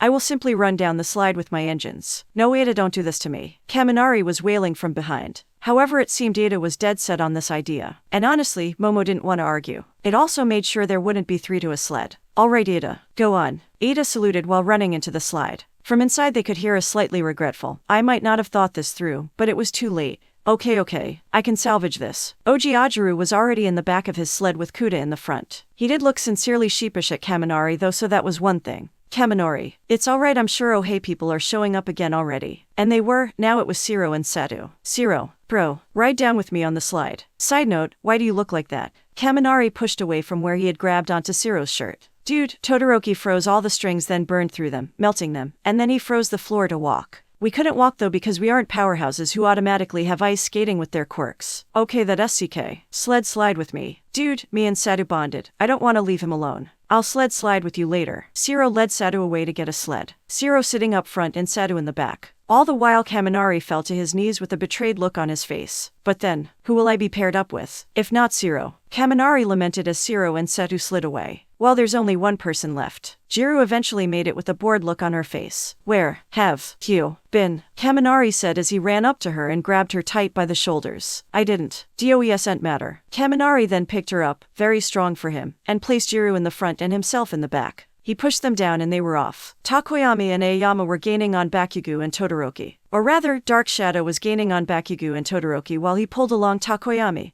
and Aoyama. Bakugo growled as he looked back at them, and Todoroki piped up. I have a plan for how we can increase our speed. Then FCKING do it. Will you call me your friend? FC King maybe now do it. Good enough. And so Todoroki froze the bottom of the sled, increasing their speed just as he said. Ha. Now we're talking. Bakugo yelled from behind Todoroki. Todoroki flinched when he felt legs wrap around his waist, and before he knew it, Bakugo was giving small but forceful explosions from his palms and helping them maneuver and go faster. Okay, this was happening. Dark Shadow screamed in anger and began crawling around the slide faster and more ravenously. Aoyama was screaming. Behind them Ada kept running into things and almost running into people. Above him were Midoriya and Uraraka, flying around on the sled like it was a magic carpet. Behind them were Shinsu and Hagakure, staying ahead of the pack by virtue of going second. Behind them were Ashido and Tsuyu, who were going fairly fast, although Tsuyu had to keep telling Ashido not to use her acid as that would damage the sled or hurt their classmates behind them. Behind them happened to be Shiro and Sato along with Ajiru and Kuda just behind them. Shiro and Sato were quickly gaining on Ashido and Tsuyu though. It was all thanks to Shiro's tape. Meanwhile Ajiru and Kuda were mostly going fast because of Ajiru's tail. And at the very back was a very sad Kaminari and a very uninterested Jiro. Jiro, please take this seriously. There is nothing serious about this. For me. Jiro was quiet for a bit before used one of her earphone jacks to stop them. No, not that. Shut up. And suddenly the entire stairway was vibrating. Kaminari was confused, but then he realized what was going on. Jiro had one earphone jack on the wall and another on the floor. It seemed to be work as there were several screams from further down. He smirked down at Jiro, who gave him an almost smirk, and as they began to slide down again he noticed she was using her earphone jacks to increase their speed. The ones who hadn't been affected were Deku and Ochako and Bakugo and Todoroki. Deku and Ochako were clearly in the air and as such managed to avoid it, and even got to second place. But Bakugo and Todoroki, they were spinning out of control and found themselves reaching the exit and being thrown off their sled painfully. Hello boys, Momo said from where she was standing before Todoroki and Bakugo. Todoroki stayed laying down while Bakugo stood straight at attention as fast as he could. We IFCKING1. Not quite yet, Momo revealed. However, I must commend you and Todoroki on your teamwork. It WAS and FCKING whatever, just tell me what the final task is. So glad you know this is the final task. But we must wait for the rest. As she said this Uraraka and Midoriya appeared, with Takoyami, Aoyama and Dark Shadow right on their tracks. Ida then ran into the room so fast he couldn't stop running and ran into a wall. Midoriya hopped around the room so he could get to Ada as fast as he could and check on him, but it seemed Ada was too strong-headed to be taken out. Then Shiro and Setu came in, Ajiru and Kuda almost hot on their trail. Tsuyu and Ashido were next, looking very roughed up, and Shinasu and Hagakure somehow looked more roughed up than they did despite one of them looking like a troll doll all the time and another being invisible. Jiro and Kaminari were still last, however Kaminari looked much happier about it this time, and Jiro looked almost interested. Alright, and for your last task, which I changed to keep Kaminari shocked, wait, why you just have to answer me one simple question. Whoever answers first is the winner. Everyone waited with bated breath. Who, what, where, when, why, how. There would have been silence had Bakugo not immediately screamed. It means I quote the winner. Ha. Yes, it does, Bakugo. Your prize is the satisfaction of knowing you won. Yes, my favorite prize. However, everyone behind them was severely confused, especially Kaminari. What? PFF, don't you get it, Pikachu? No, obviously not. Everyone else behind Bakugo also looked sufficiently confused. Well, you don't get to know. Now I'm making breakfast and none of you can have it. It's a good thing that the class had such short attention spans, because now they were clamoring for some of whatever he was going to make. Meanwhile, Momo smiled. The game had gone well, and it seemed everyone had had fun and was just a little bit closer. No one was sure if it was a single villain who had weaponized their own quirk or a team setting off the spores that make quirks go haywire with the symptoms of an innocuous illness. But the problem was widespread, and a pandemic state was declared. Hero agencies were having a difficult time keeping enough bodies on the streets to subdue panic, fend off villains taking advantage of the stay-at-home orders to do mischief. Yui was on lockdown for all but the Hero Course students with their provisional licenses. This is how Hitoshi found himself patrolling empty, unfamiliar streets, mind wandering aimlessly. Hey mind CK. He didn't so much startle as give a general air of surprise at being addressed. The voice and demeanor was recognizable instantaneously as Bakugo Katsuki. He turned to find the blonde weighted down with two of his classmates. A round bottom covered in black spandex over one shoulder, his arm braced over the back of her knees just above pink unwieldy boots Uraraka Achako, and a barely standing Kaminari Denki, pulled flush against his other side. Help me with these two, will ya? What happened to them? Bakugo sneered at him, not saying a word. Say something, he sighed after a minute of clear communication that there would be no answer forthcoming while his quirk could be activated. Not the time to ask stupid FC King questions. They're heavy, Bakugo grunted and shifted the pair slightly. Hitoshi conceded, lifted Uraraka's limp body from Bakugo's grip and positioned her carefully in a firefighter's hold over his own shoulders. He watched as Kaminari was repositioned. The electric hero was clearly out of it but still conscious enough to cling to his friend. So, Pikachu walked into a cloud of viral spores. Cheeks got shocked to high hell trying to help him. My place is close, I was taking them there. Hurry up, if I go down we're FC-ked. That information was a surprise. Tired eyes blinked and took in their surroundings as the pair of blondes led the way. Grab the door, Bakugo ordered. Hitoshi turned the knob and had the door kicked out of his grip. He raised eyebrows at the blonde who stomped past him, towed Kaminari's shoes off and deposited him on the entry stoop to deal with his own boots. Hitoshi took the cue to set Uraraka down and pull off her massive Uravity boots. As he was doing so, a banshee came screaming down the stairs that could have been a dead ringer for a twin to the explosive hero whose house this supposedly was. Shut the FCK up, you hag. I was getting FC King mid-grade electrocution over here. Hitoshi nearly choked on his own tongue as their shouting match continued. He kept his head down and finished removing Uraraka's boots. He turned to go back to his patrol but was stopped with a sharp word from Bakugo's mom as his hand reached the doorknob. He turned his head back. Where do you think you're going, young man? Patrol, Bakugo-sama. Hitoshi replied evenly. The younger Bakugo scoffed and muttered something like a good luck with that. That was almost drowned by the woman speaking again. I don't think so, young man. Hitoshi flinched a bit at the mom tone. You've likely been contaminated because of my idiot son and poor Denki over there. That thought hadn't occurred to him. And no more of this, Bakugo-sama, that will get far too confusing. Call me Mitsuki. My husband is Masaru. As Mitsuki continued to speak, Bakugo patted over and effortlessly lifted Uraraka in a bridal hold. Hitoshi nodded, watching as he maneuvered past his mother and up the stairs with the unconscious girl. He glanced over to Kaminari, who had been essentially left to his care. It seemed he was coming back to his senses. As Hitoshi towed his own shoes off, he tapped the electric blonde on the shoulder and helped him stand. I don't know where Bakugo took Uraraka, he admitted, assuming Kaminari had been invited into the household before based on the casual way Mitsuki addressed him. The shorter boy nodded and led the way. If he didn't take her to his room, we can wait for him there. Uraraka was in Bakugo's room, laid on his bed. Bakugo had taken off his gauntlets, mask and winter top of his costume. The newly entered pair took a cue and shed their outer clothing as well. Your brain back to normal, Pikachu? Bakugo asked, softer than the previous conversations had been. Almost good as new, Kakin. Kaminari grinned, earning a piercing glare that was returned with a cheeky wink. Hitoshi was beginning to get the feeling he didn't belong when another wink was shot in his direction. He blinked in response. Denki was feeling better, the sudden spike of electricity coursing over his body as a result of the viral spores had died down. He had been vaguely aware of Uraraka at his side at one point, but seeing her laid out on Katsuki's bed, unconscious, twisted his gut with guilt. He was 17 and provisionally working as a pro-hero. He should have had more sense. Katsuki spoke, tugging him out of his mental spiral. He grinned and responded cheekily, grateful for the pull. Uraraka stirred, groaned softly and sat up. 3 sets of eyes turned to her. Good morning, sunshine. Shinsu drawled. Denki would have chuckled if the situation weren't so tense. Dunce face really did a number on you, huh, cheeks? Katsuki asked her as she stretched clearly sore muscles. Denki pouted and dropped onto the bed facing her and dipping his head. I'm so sorry I put you through that, Uraraka-chan. Both Shinsu and Katsuki laxed their attention until she spoke. Don't be, it was the best orgasm I've ever experienced. The trio of boys were lucky they didn't get whiplash from how fast they zeroed back in on her. Wait, what? Denki responded, dumbly. The blush spread across her face, darkening her cheeks. Her hands twitched in her lap like she was debating whether to cover her face. I shouldn't have said that. Her tone was soft and embarrassed. Are you sitting me right now? The look on Katsuki's face was halfway between bewildered and something she couldn't quite place. No, I mean, in the spirit of complete and total honesty. Yes, being shocked unconscious was better than any orgasm I've given myself. Her entire face was flushed and the color was dusting the faces of all three boys as they looked at her. Shinsu spoke up first after that confession. Are you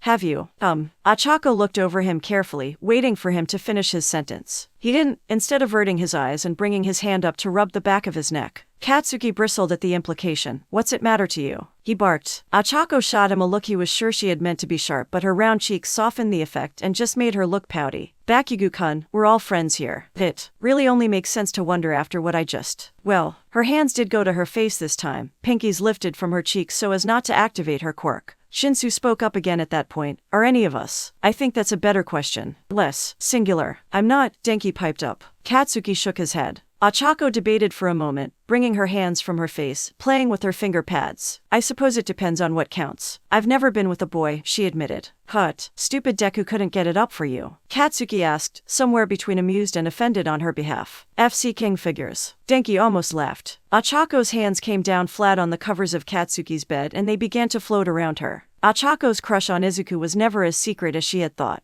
She wore her heart on her sleeve and everyone in class liked that about her. For your information, I've never tried to get Deku in bed. She released her quirk, face burning all the way down her neck. Mina and Kyoyuka have been instrumental in my self-discovery. Hitoshi very nearly choked on his tongue for a second time. The information didn't seem to faze Kaminari one bit. Yeah, Pinky would. Katsuki replied nonchalantly. Denki had a feeling he was more surprised and maybe a bit furt at the information than he was letting on. Anyway, the hag's forcing us to stay put for now in case we end up showing symptoms of the Quirk virus. If anyone wants to go wash up, now's the time. Uraraka nodded and slid herself off the bed. I'll go first if no one else minds. Hitoshi shrugged, though the question seemed rhetorical by the lack of response from either blonde. He couldn't tell if it seemed they were in their own worlds or having a silent conversation with each other. He settled himself leaning against a wall, arms crossed over his chest. A minute or two later, water could be heard running and Bakugu's eyes fell seeked around the room. Goddamn it, he rifled through a drawer and pulled out a t-shirt. He exited the room and though he turned down the hall, he could be heard shouting, "Hey hag. Did Cheeks talk to you about clothes?" A muffled reply, then Pikachu, "Tell Raccoon Eyes I'm raiding her drawer." Kaminari rolled his eyes, pulled out his phone and started tapping away. So, Shinsu, can't help but notice you didn't answer your own question, he mentioned slyly. Hitoshi's lips twitched. Haven't had the pleasure more than once, he replied. Denki couldn't help but notice the return of the blush. He turned to check the Baka Squad group chat when Shinsu cleared his throat.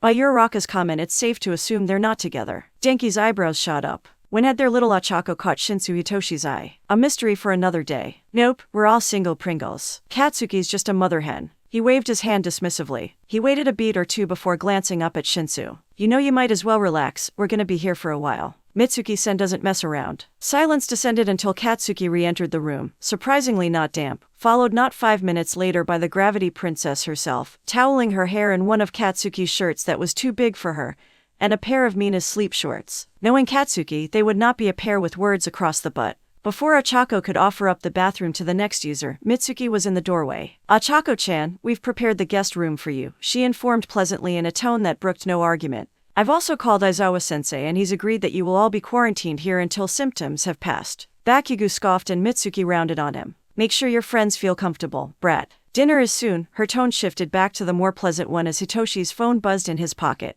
He checked it as discreetly as possible. You boys get yourselves cleaned up quickly. He nodded automatically. Aizawa-sensei, play nice. One of the most dangerous things about evolving quirks was the fact that they could turn on their own users. Quirks were like muscles. Use it and it would stay in shape. Train it and it would get stronger. Practice with it and you'd be able to use it better. But this also applied to the downsides one could experience. Use them too often and you'd wear them out. Train them too much and you'd tear them. Practice too much and you could end up overworking them. They weren't anything special, quirks. In the past, people seemed to think they were, and before quirks became commonplace, people seemed to think of powers and people as being separate. There were 1,000 comics where a person could lose their powers, and then get them returned to them, as though they were separated from the person who used them. None of this was the case. A quirk was an extension of the body. A unique extension from person to person, but an extension nonetheless. They really were nothing more than that. Just parts of the body. That meant that they were as susceptible to outside influences as any other part of the body. Mina had never seen a city be so quiet before. It was surreal. Misutafu was one of the most populated cities in Japan, only 10 or 20 million less than Tokyo. But she knew Tokyo was much the same. Barely occupied streets, the few that did wander wore masks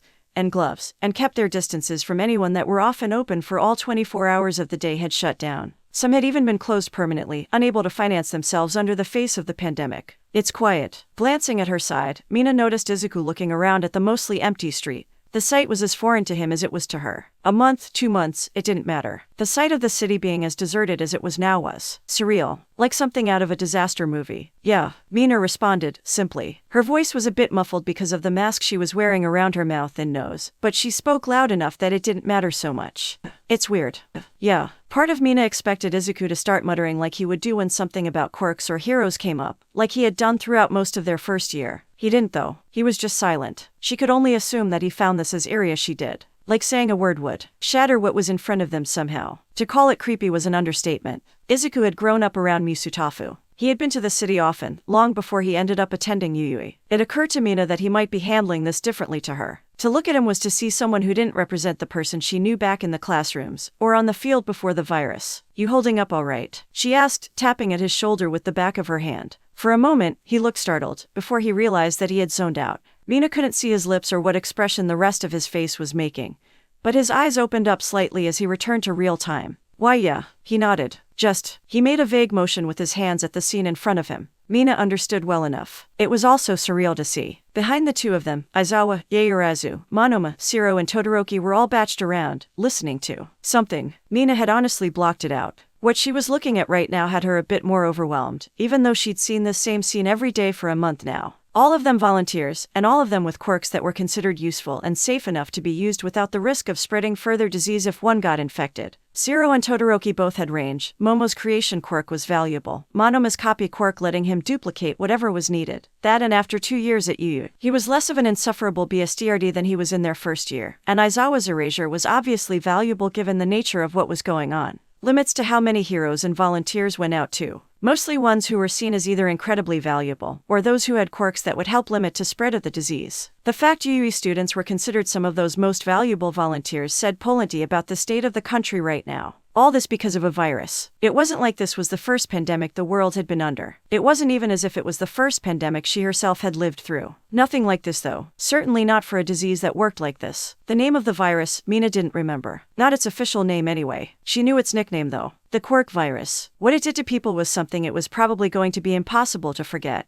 It attacked the very quirks of a person. Forced them to activate without the consent of their user, against their will, and the sheer force of those activations seemed to vary from mild to severe. Sometimes it would just be a light activation, sometimes it went well beyond the normal limits no one who was infected ever had any control over when their quirks went wild. And that meant no one had control of when their quirks would damage themselves either. Regular drawbacks still applied to those who were infected. That was part of what made the virus so scary. Being infected didn't only mean you lost control of your powers, it meant you had to suffer the worst of those drawbacks. It was all around a brutal and horrifying virus. It wasn't as if the quirkless were any more immune to this either. They could still fall victim to the virus, only in their cases, it gave them a nasty fever. And they were still capable of infecting people who did possess quirks. The quirkless were lucky only in the sense that when their symptoms began to show, they weren't as likely to blow a hole in their houses. Quirks could be affected by illness before. Mina remembered that when she had a cold when she was 10, whenever she sneezed, her acid had sort of mixed into it, resulting in a few melted walls and furniture back at home.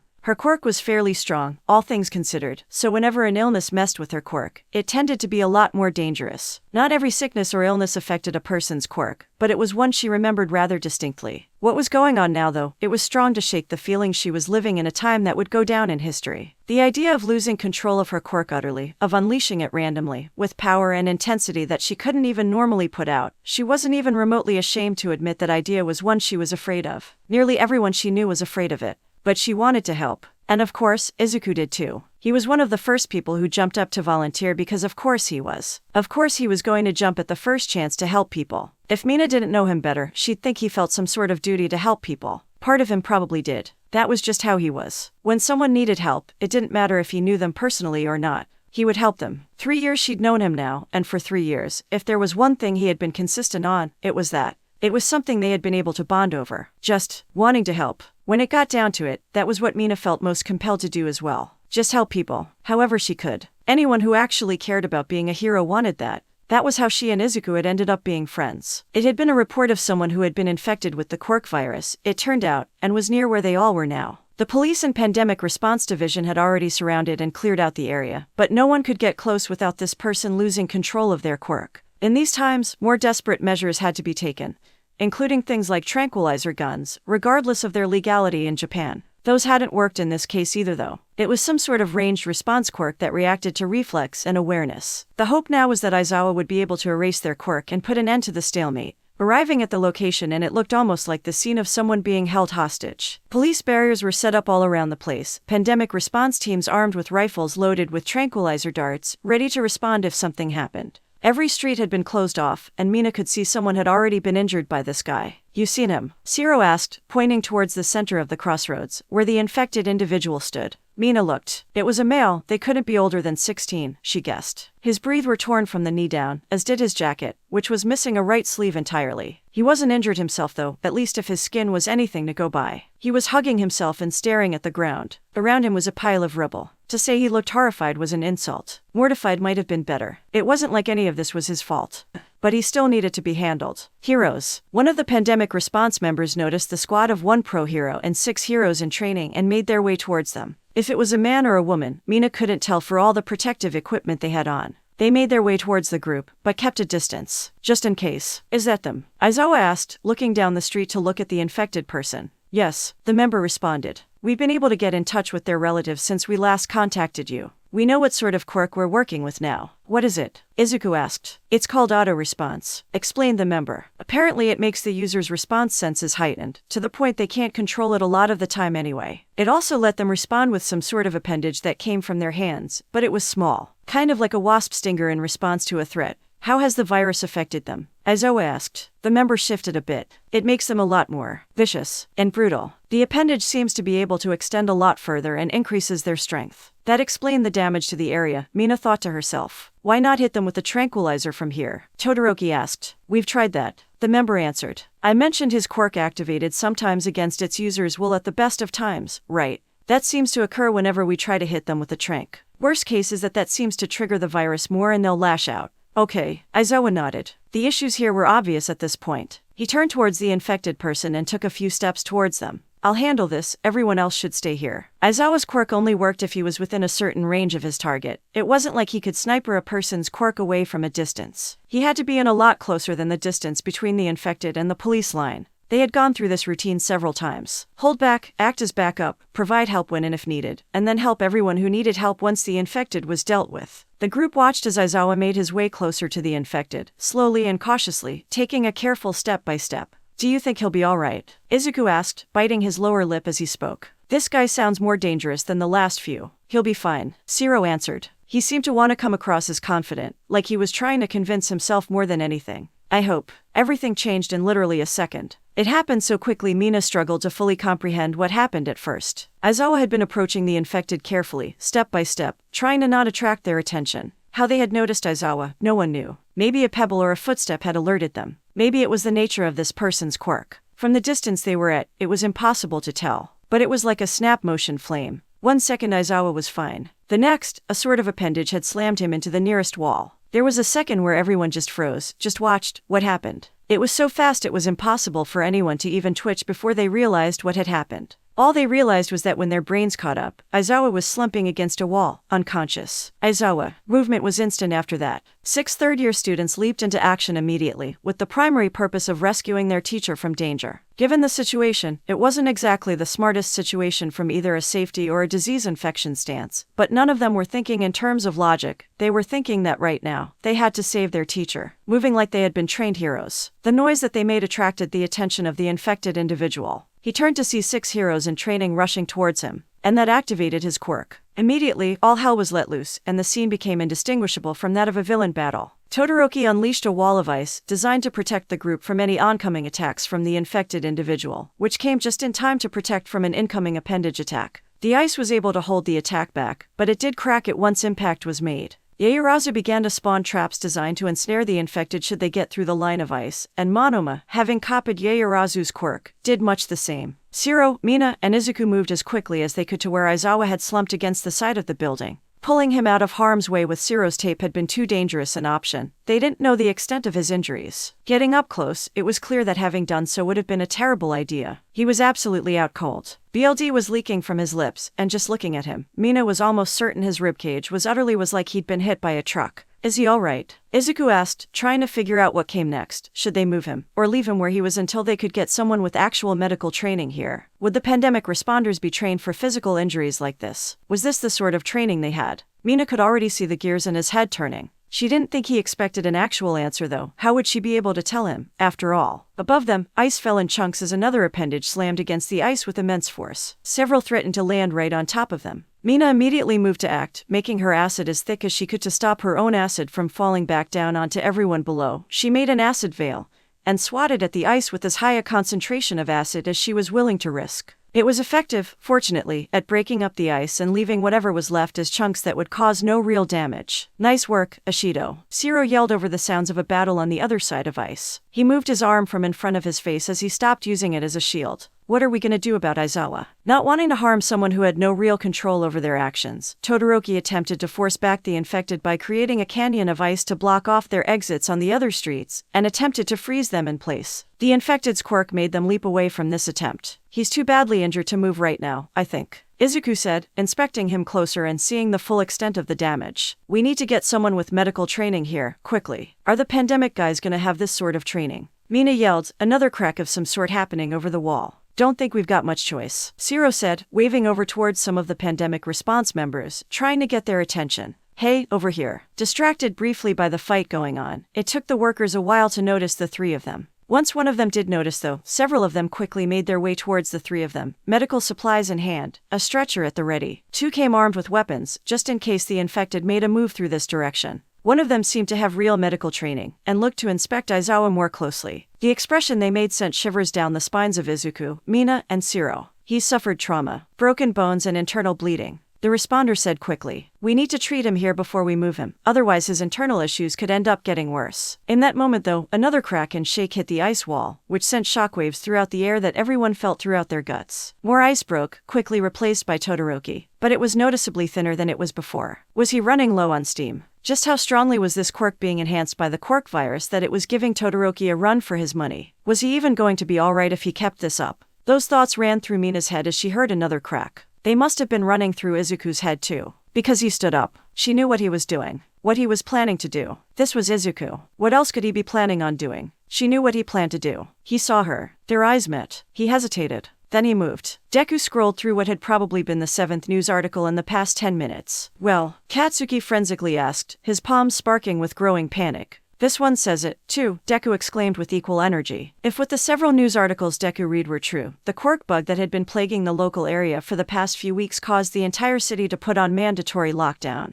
We really can't leave, Deku muttered, starting to accept their situation. Damn it, Katsuki yelled, the last thing I'd want to do is to spend the entire weekend with no one but you. Deku didn't address the comment and instead started heading for the bathroom. I'm gonna go call my mom, he explained before Katsuki could even ask. Maybe you should do the same. With that, Deku shut the door, leaving Katsuki to the faint sounds of his mom's crying and his tired words of reassurance. The blonde sighed as he thought, how bad could it be? It is only one stupid weekend. But it's with Deku so there's no limit to what dumb shit he might pull. Katsuki's phone ringing pulled him out of his thoughts. On instinct, he answered with a strong what? That's a real nice way to greet your mother, the hag sarcastically quipped. Listen, I'm assuming you've already heard the news and know about the lockdown. Your father and I will be spending the weekend in a hotel. Katsuki rolled his eyes with his response. Okay, whatever, and if I hear that you pulled some shit and hurt Izuku, I'm smacking your butt to next month, she quickly added. Alright, whatever. Bye, Katsuki yelled before hanging up. Deku walked out of the bathroom and asked, so what now? What now? Katsuki repeated. Right now, I'm making lunch. Oh okay, what is it? You'll find out when I'm done and if you ask one more question I'm not giving you anything. Right, sorry. And like a puppy, Deku was following Katsuki into the kitchen, only to idle in the back while he did all the cooking. He wanted to say something about the other not helping him but at least he wasn't in the way. Deku was no help with actually cooking. He would occasionally mumble to himself about how good the food smelled, which fed Katsuki's ego. Though, he wouldn't admit that. Nor would he admit to finding the nerd's surprised smile to being handed a bowl of katsudon, a positive reassurance in his knowledge of Deku. Before Deku could take a bite out of the dish, Katsuki stopped him. "You're not standing and eating like a weirdo, Deku. Come and sit down." He didn't give him much of a choice as to where to sit, simply just pulling him onto the couch and leaving to grab his own bowl, and a few extra things. "So, what you need, Kaken?" Deku asked. "What did I say about questions, Deku?" Katsuki wanted to kick himself for answering a question with a question, but it shut Deku up. "I figured you might want to watch something really corny, so I brought my computer so you could watch some hero videos or something like that." Katsuki tried his best to keep his gaze away from Deku, but he couldn't help but notice the stupidly heartwarming grin that spread across his face. "Aw, that's really nice of you, Kaken," Deku cooed. Katsuki simply shot a glare in his direction and unlocked it. So there they were, trying to keep as much distance between themselves as possible while hyper-focusing on the compilation of All Might's successes. Deku would spout something nerdy and slightly stalkerish about every little detail in each rescue clip, and Katsuki would mutter something about how dumb a villain was for crossing All Might. They would laugh at each other's remarks before staying quiet until the next clip, neither of them paying any mind to their legs slowly closing the distance between them. It was nice. It was really nice. And then the next and final clip played. The Camino incident. There were no snarky remarks from Katsuki and no nerdy trivia from Deku. Even the news anchor seemed to fall quiet every few seconds. Katsuki could hear Deku's breath halt as All Might threw his final punch. He pointed to the camera and famously uttered, "You're next," before the video ended. "Wow," Katsuki mumbled, leaning into Deku. "Yeah," Deku vaguely agreed, also leaning into him. They sat in silence for a few minutes before Katsuki started to laugh. Unsurprisingly, this earned him a confused look as Deku asked, "What's so funny? How ridiculous is it that it took a citywide lockdown and crying over our favorite hero for us to act like normal FC King people?" Katsuki answered through laughter. After a moment of silence, a smile spread across Deku's face and he started to laugh too.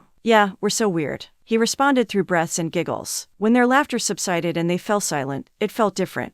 But it wasn't the heavy silence they shared when they watched the Camino battle, quite the opposite. It was light and refreshing, like whatever weight they were carrying before today had been lifted off the shoulders. It really felt like they were the only two people in the world, and it was the best thing Katsuki had experienced in years. But all good things have to come to an end, and the happy silence was ended by Deku's phone ringing. He shot up and answered, muttering more reassurances to his mom as he could hear her wailing over the phone. Although he was a little bothered by the interruption, Katsuki wasn't mad about it. In fact, he was sort of relieved because what was he going to do if they stayed like that? There wasn't anything they could do. He sighed and listened to the faint sounds of Deku trying to calm down his mom. Well, actually, there was one thing. Deku walked back out of the bathroom and asked the same question as before, "So what now?" "Hold out your hand." Katsuki others seemed confused, but complied. In the same moment, Katsuki took Deku's hand and pulled him into a firm hug. If he was confused then, he was really off balance now. "Kaken, wahey, did you like the katsudon? You better not lie to me or I'm blasting you to hell." "Yeah," Deku answered calmly as his arms wrapped around Katsuki. "I forgot to tell you how good it was. My bad. Maybe this weekend won't be so bad after all." Chisaki Kai was, above all else, a neat freak. Sue him, the outside world was downright disgusting.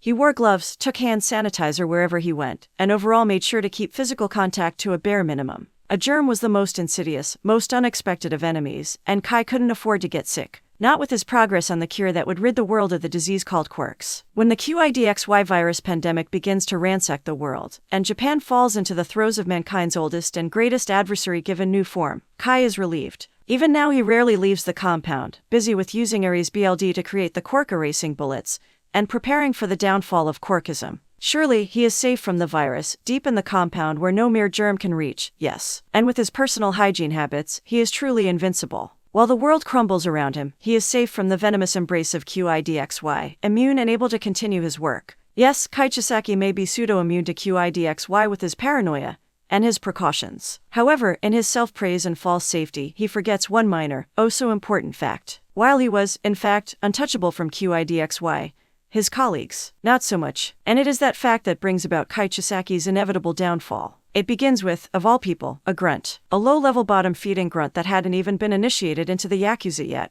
He comes in casual clothes and a mandatory cough mask. A slight cough in his throat as one of Kai's more trustworthy lieutenants interview him. The interview is normal, with the initiate having been sanitized before even coming into the room. There is a single cough into his hand. One singular, innocuous cough brushed off as a sudden, small itch in his throat. Yet another round of hand sanitizer before the initiate shakes hands with the lieutenant, both eager to induct the initiate into the Yakuza. The infected grunt bunks with other, healthy grunts. The barracks are a breeding ground for the virus now, though nobody knows that. The low-level mooks sleep, eat, and breathe in the pathogens permeating the air. Within weeks, if not days, one way or another, all of them are infected. Not that Kai knows. Not until it's too late. Even then, there is truly nothing he can really do about it. From the grunts, the disease only spreads further to the lieutenants. They're at a stage where the symptoms have not manifested yet, but they are contagious all the same. There is not much interaction between the grunts and the lieutenants, but eventually, one of the lieutenants gets infected. And that is more than enough for the virus to truly take hold. The virus makes its way up the Yakuza's ranking ladder. The lieutenants slowly grow infected and spread it to the captains. The captains grow infected and spread it to their superiors. The infection rate is a terrifyingly exponential growth, like a wildfire. Slow, small at first, before the flames spread and engulf the whole forest in flames. Unstoppable, untouchable. The best anyone can do is mitigate the destruction. When patient 0, the grunt who originally brought the virus into the compound, finally begins to show symptoms, the higher-ups of Kai's Yakuza are notified immediately. The grunt, who has a quirk that allows him to manifest spikes along his arms, is pale and sweating with sunken eyes when he's contained in a makeshift medical tent. Ever-growing jagged, gnarled spikes force their way out of the grunt's arms, BLD pouring from savage tears in his skin and yellow platelet-rich fluid desperately leaking to try to clot the BLD. By then, it is too late. One by one, his ranks begin to display symptoms of QIDXY, despite the attempts to contain it.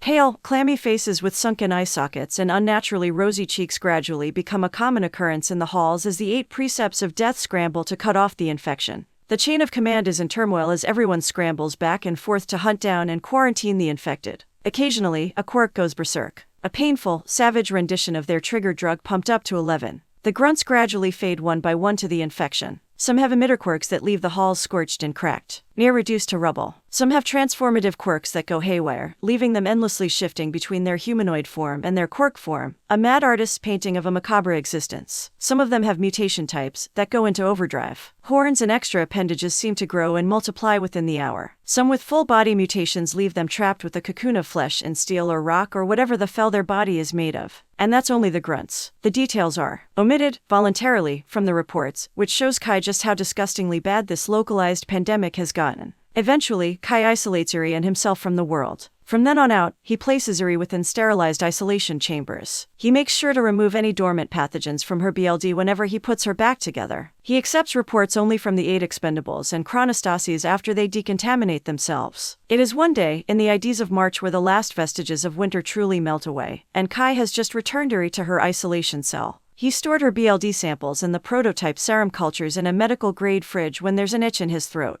Small, innocuous, not really worth mentioning. Kai thinks nothing of it when he coughs just the slightest. 3 days later, Chisaki Kai awakens within a personal hell of his own making. The thing about Chisaki's immune system was that it was pathetic. Over-reliant on his quirk and paranoid to extremes of germs, from the tender young age of 5, Chisaki has obsessively guarded himself against germs and infections, sterilizing and re-sterilizing objects and surfaces near religiously, until everything would be to his standards. Since he was but a child, Chisaki has never had so much as a case of the sniffles. It was a blessing, for Kai Chisaki had never suffered a disease in his entire life. But it was a curse just as much as a blessing. For in his overuse of his quirk, Chisaki's immune system had never had the chance to develop. Most vital antibodies needed to combat things like a cold or the flu were missing from his excessive cleaning. Because of his lack of sickness, his body balanced itself with a lack of protection. And now, 20 years in the making, Chisaki's sins finally catch up to him in the very thing Chisaki was afraid of all his life. Kai wakes up with his body feeling hot and cold, convulsing and contracting in on itself. The cough he had for the last 2 days won't go away, and his eyes seem sunken and hollow when he checks the mirror. Sweat feels clogged against his pores, his knees and elbows are replaced by weak prosthetics filled with nothing but jelly, and he can barely muster the energy to stand. He's infected. He's contaminated. Some time ago he contacted the disease. Whenever, however, he does not know. A small part of him screams, yells at him to accept this. He is sick now. Therefore, he must find a way to work on a cure to cure himself. The majority of himself, however, whispers in his ears. Purrs all the precautions he's taken, all the plans and backup plans he's created to make sure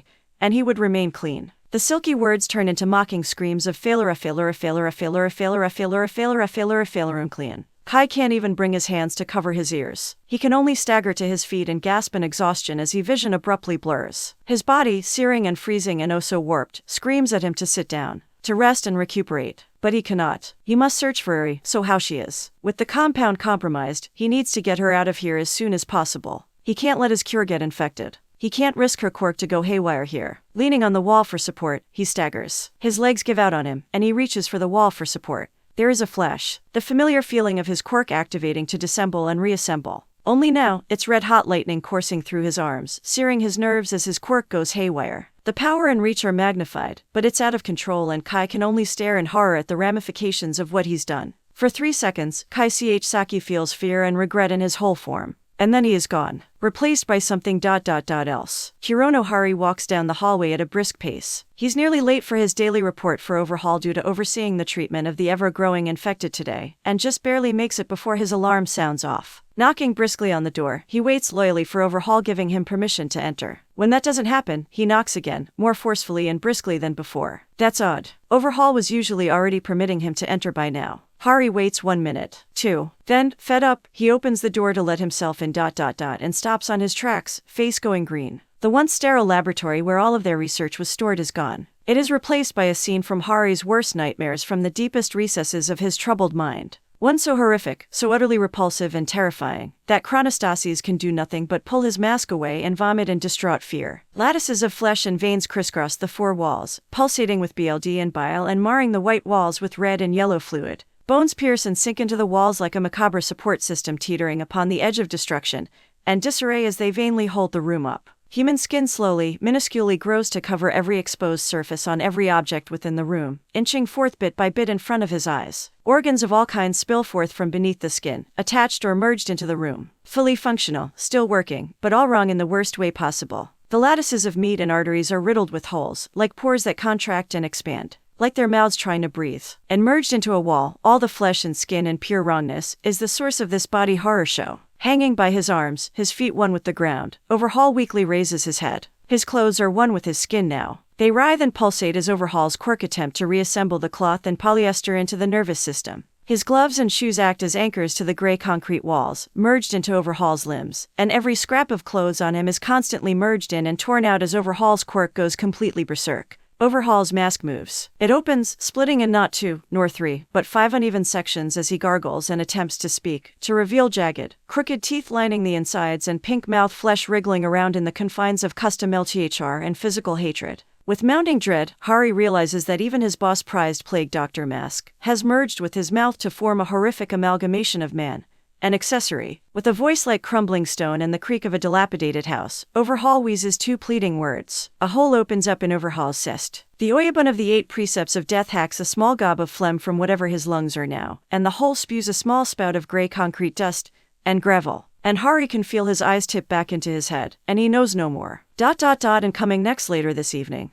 The 8 precepts of death seem to have collapsed internally due to a rampant infection of the recent QIDXY pandemic. Police report that their now uncovered main headquarters are to be avoided at all costs. Locals report that known members of the Yakuza have been displaying symptoms of QIDXY for a large amount of time now, and the local infection has grown so rampant as to infect even the boss of the Yakuza, Overhaul. Well, I say good riddance, Chihiro-san. The 8 precepts of death have been running rampant, causing trouble for society since the beginning of Quirks, so I may be biased, but to see them meet their end here makes it easier for me to sleep at night. Officials say that they will be sending an HAZMAT officers to deal with the quarantined prisoners and focus on decontamination of the building. In the meanwhile, we urge you all to stay at home, wash your hands frequently, and take good care of yourself. This is Daikaku Miyagi, wishing you all safety during these troubling times. We'll be right back, after these commercials. CLCK. It's been a month. It's been a whole FC King month, and Izuku was getting antsy. He's getting jitters and his behavior gets twitchy over the days. Spent cooped up with no recent hero fights to document, and no classes to take. All that energy is growing pent up and he has no outlet to express himself now. Being stuck inside to work on his analysis entries seemed like such a blessing at first, but now he's run out of things to analyze, and he can feel one for all practically shaking in its chains, demanding to be released, to be used. He can barely take it. Even with his friends trying to keep him occupied and calm, the nervous energy bundles together, swelling like a lump in his heart, and he feels clammy and twitchy all the time. Eventually, he can't take it anymore. When he's alone in his room, he sits up on his bed. Izuku's memorized everyone's routines in his everlasting boredom now, so he knows that right now, everyone's either busy with something or not paying attention. Stealthily exiting his room, Izuku sneaks over to the second-floor balcony. Normally there would be someone keeping an eye on the doors in case somebody gets too cabin crazy, but with everyone being busy now, he's free to sneak over and open the door. The fresh air hits him like a truck once he steps out onto the balcony. He doesn't even bother with closing the door, really. Instead, Izuku takes a nice deep breath of air and sighs contentedly. For a moment, he just stands there, taking in the fresh air with a soft smile on his face. Already, he can feel his spirits being lifted and his nervous energy dissipating. And then there's a hand on his collar, and Izuku lets out a yelp as he's roughly yanked back by his shirt, away from the balcony. Though the door doesn't necessarily slam shut and alert literally FC-king everyone in the dorm, the greenette can, in fact, make out the sudden creeping frost that encompasses the door, effectively sealing it shut. There's a burst of warmth from behind him, and Izuku shivers in fear. What? The cold and very angry voice of his oh-so-loving boyfriend sounds out from behind him, as an arctic chill creeps up Izuku's back, and curls right around his bottom. Do you think you're doing, Midoriya? Izuku gulps. Shouken only really reverts to his last name when he's immeasurably furious. Like, this should be impossible to happen furious. Though angry sack with him is admittedly the best. I saw a bug and tried to hit it. Izuku stammered nervously. Real smooth, Izuku. Real FC-king smooth. Judging by the way Shouken's eyes frost over, and the aggressive way Izuku is suddenly picked up, the lie doesn't work. Wait, Shouken, let's talk about thigh. Smack. Izuku squeaked, and his toes curled as Shadow's hand slammed against his clothed bottom, making Izuku squirm a little. Shadow glared as Izuku pouted at him, his voice frigid as he replied with, "Be quieter or else I'll make your punishment worse." God, that was so FC-king hot. The trek to Shadow's room was less of a trek and more of a short walk. Considering Shadow's room was 2 doors down from the balcony exit, they were in his room fairly quickly. Shadow sits down with Izuku still tucked under his arm. Though, that does change quickly, as Shadow positions Izuku to lay across his lap within the next few seconds. Izuku blinks for a few seconds, still a bit in disbelief at his position. Then something clicks in his head, and he tries to squirm out of Shadow's grip. Wait. Shadow, not now. Smack. Izuku squeaks, and risks looking up at Shadow. His boyfriend is looking at him, and a hand snakes under Izuku's chin, gently guiding him to look into Shadow's heterochromatic eyes. With wide eyes, Izuku can't help but focus on Shadow's lips, even as a rugged hand caresses his bottom. He swallows, heart beating faster. Do you know why you're being spanked? Shadow purrs, and Izuku swallows, trembling slightly. He stammers over his words, his toes curled in mind-numbing pleasure when a vicious spank to his right cheek yanks him back into reality. Izuku yelps, a soft blush in his cheeks as he whines in protest. I'm waiting for an answer, Izuku. Shadow says in response. It was because you were getting antsy and wanted to spank me. Izuku intentionally lies, and he LCKs his lips as Shadow frowns, harshly spanking him again. This time, he's unable to hold back the lewd mon escaping his lips, and he covers his mouth. Of course, the next spank draws a muffled, but louder mon out, and he whines as he tries to glare at his boyfriend. Stop the on. Shadow just gropes his bottom forcefully, sighing in disappointment as he rebukes Izuku. It seems you like being punished, Izuku liar. He already knew that Izuku could be a bit of a MSCSD. If that's true, then I guess I'll have to stop. Think of another punishment. Maybe one where I don't touch you at all. Izuku froze as Shadow seemed to hum in consideration. Wait. Fine. I'll be good, just don't stop. Izuku wailed, impulsively. Yes, impulsively. He wasn't thinking when he begged Shadow not to stop spanking him. Shush. As Shadow looked at Izuku triumphantly, his foot tapping impatiently, Izuku gulped and reluctantly said his piece. The truth, this time. I am being punished because I opened the balcony doors and went outside. I'm sorry, Shadow. He mumbled, hiding his face in shame. Izuku flinches when he feels a hand on his head, but calms down when it begins to gently comb through his hair. Good job, Izuku. Shadow coos softly, prompting Izuku to push his head against Shadow's chilly palm and sigh. Do you want me to continue, or should we skip the FR ply? Izuku pauses. A part of him, the less horny part, screams at him to just skip ahead, and get straight to the FC King. With how antsy he is, it'd be the perfect way to burn off some steam. But then he looks at Shadow's hand, and remembers the very recent feeling of it slamming against his bottom, and he shivers at the other possibility. The more pleasurable part. Keep going, Izuku eventually mumbles in reply. And do that Shadow's head WHB around to stare at him in surprise, high hand pausing. Izuku, are you sure? Please. Izuku begs. He can just see Shadow's hesitation crumble before he eyes, and soon enough, a hand roughly yanks Izuku's shorts off. His bare bottom is exposed for his lover to admire in its glory, and the stuffy warmth of fire begins to radiate from Shadow's arm. Seconds later, a hand shrouded in flames smashes almost Izuku's butt.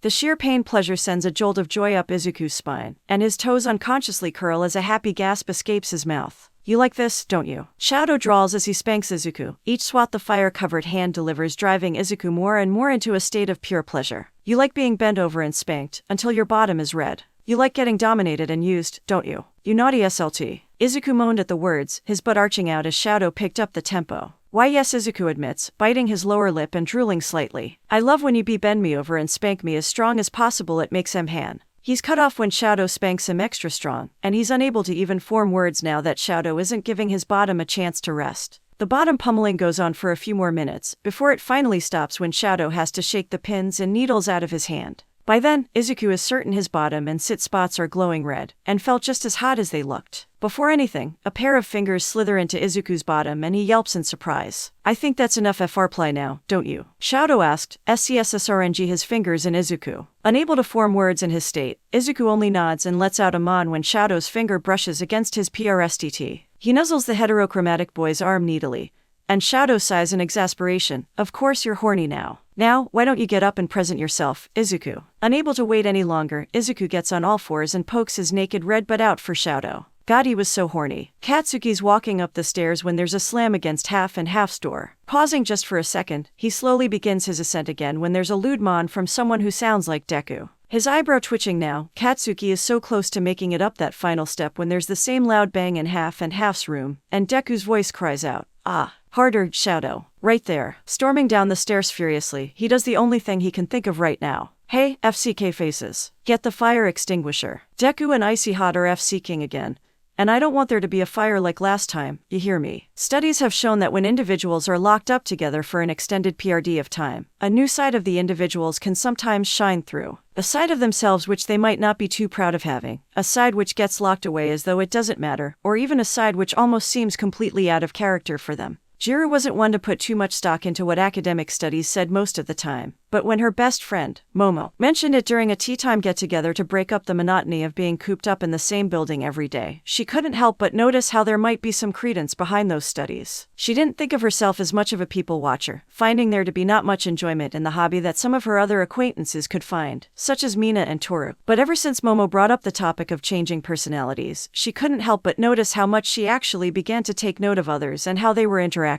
For instance, the usually strict and rule-abiding Ada, who normally would ensure that everyone was sticking to the rules set out by the school for staying in the dorms, such as going to sleep before midnight, could be regularly seen working out in the basement gym late into the night, usually calling it a night around 1 a.m. Indeed, it seemed that the academic studies which Jiro had initially scoffed at actually might be onto something. However, there was one side of a person she had never expected to see, let alone exist. Her boyfriend, Katsuki, was known to be rather standoffish, even to Jiro, despite their relationship status. His usually brash language and harsh glare was enough to strike fear into the vast majority of inferior villains, let alone the average person. And then there was his quirk. Most of the time, he would use it as a way of indicating his mood level, using small explosions in the palm of his hand to indicate frustration, or releasing larger explosions the worse his mood got. Yes, that was the Katsuki she knew. Despite him being such an irritable individual, the moments of calm that he had, where he would self-reflect or speak calmly, it was as though she were speaking to an entirely different person. Her journey to realize that she'd fallen for such a hothead was surprising for the purple-haired girl. Prior to the Culture Festival, where they'd both been key members in the concert together, they'd hardly interacted outside of a few training classes together. However, when Katsuki stepped up and agreed to play the drums for them, showing his finesse with the instrument, Jiro could feel her heart do a flip for the blonde boy. It had taken some time, but their frequent conversations discussing their respective musical instruments, as well as their ponderings about their hero training, they naturally came together, Jiro felt. It helped as well that Jiro wasn't an overly physical person, so Katsuki's distant nature melded well with how they both acted as individuals on the daily. That wasn't to say that neither of them disliked physical contact, but that neither felt the need to be around each other, constantly hugging and the like. At least, that was how it usually was. They'd been in the middle of one of their shared music sessions, Katsuki showing his talent on the drums as usual whilst Jiro strummed her heart out on the guitar. It hadn't been anything like the music they'd played during the concert they'd hosted with their class, but it was a nice, comfortable melody. Strumming the strings for the final note, Katsuki followed up with the last few drum beats, the gentle thrum of the drums reverberating through the punk girl's room.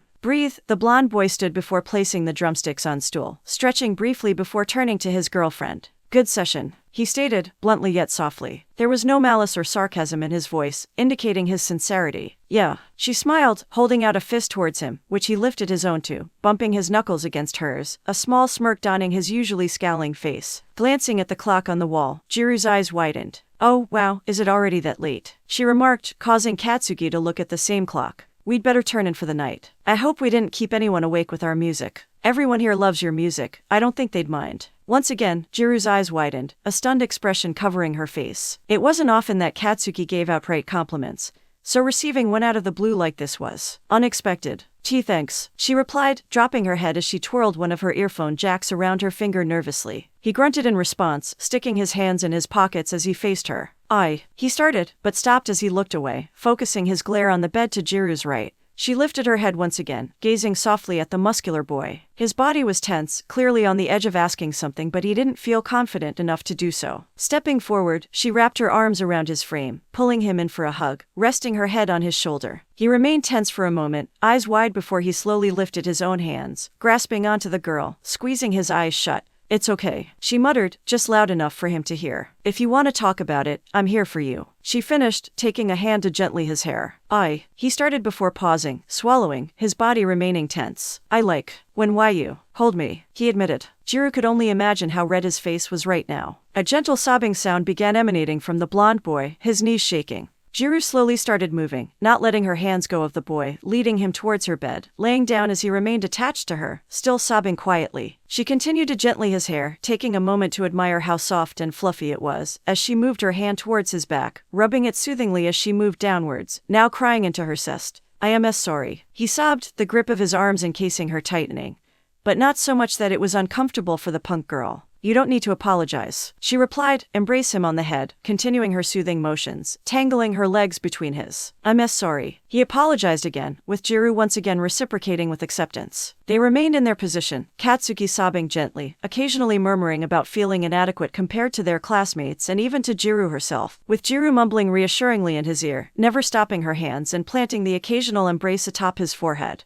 Please, don't. He paused again, taking a shaky breath. Don't leave me. For a moment, Jiro was completely overcome with an overwhelming longing to love and protect this boy, who normally was so CCKY and sure of himself, from everyone and everything. Of course I won't leave you, she replied, reaching up to turn the light off, a gentle darkness enveloping the room as she pulled the covers over the two teens. Whilst Jiro had far from expected such a side to her boyfriend, she supposed that this might just lend more proof to those studies she'd scoffed at previously. It was a bit of a weird experience, but she far from disliked this side of Katsuki. Strange things happen all the time. Things that seem impossible. Things that people will forever be searching a reason for. For example, the origins of the deadly virus that was taking the world faster than the popularity of Despacito. Fortunately, quarantine was the perfect solution for containing it. A few months of staying indoors equals no chance of the virus spreading. But crazy things still happen, especially when a class of 20 people are cooped up with close to no adult supervision. So when the news got out that Izuku Midoriya, the class marshmallow, got laid, everyone was intent on figuring out who it was. It was inevitable, and nobody was very surprised at all. He denied the allegations, blushing a bright red, but his collar wasn't high enough to hide the obvious hickeys that littered his neck, nor was he able to hide the dark fingerprints on his arms. It was a very Hester Prynne situation, where Izuku would never reveal the one who stole his innocence, nor would they come forward. But in this modern Scarlet Letter, the innocent stealer felt no remorse. They, still a mystery, continued to roam freely, shamelessly enjoying the drama that went down.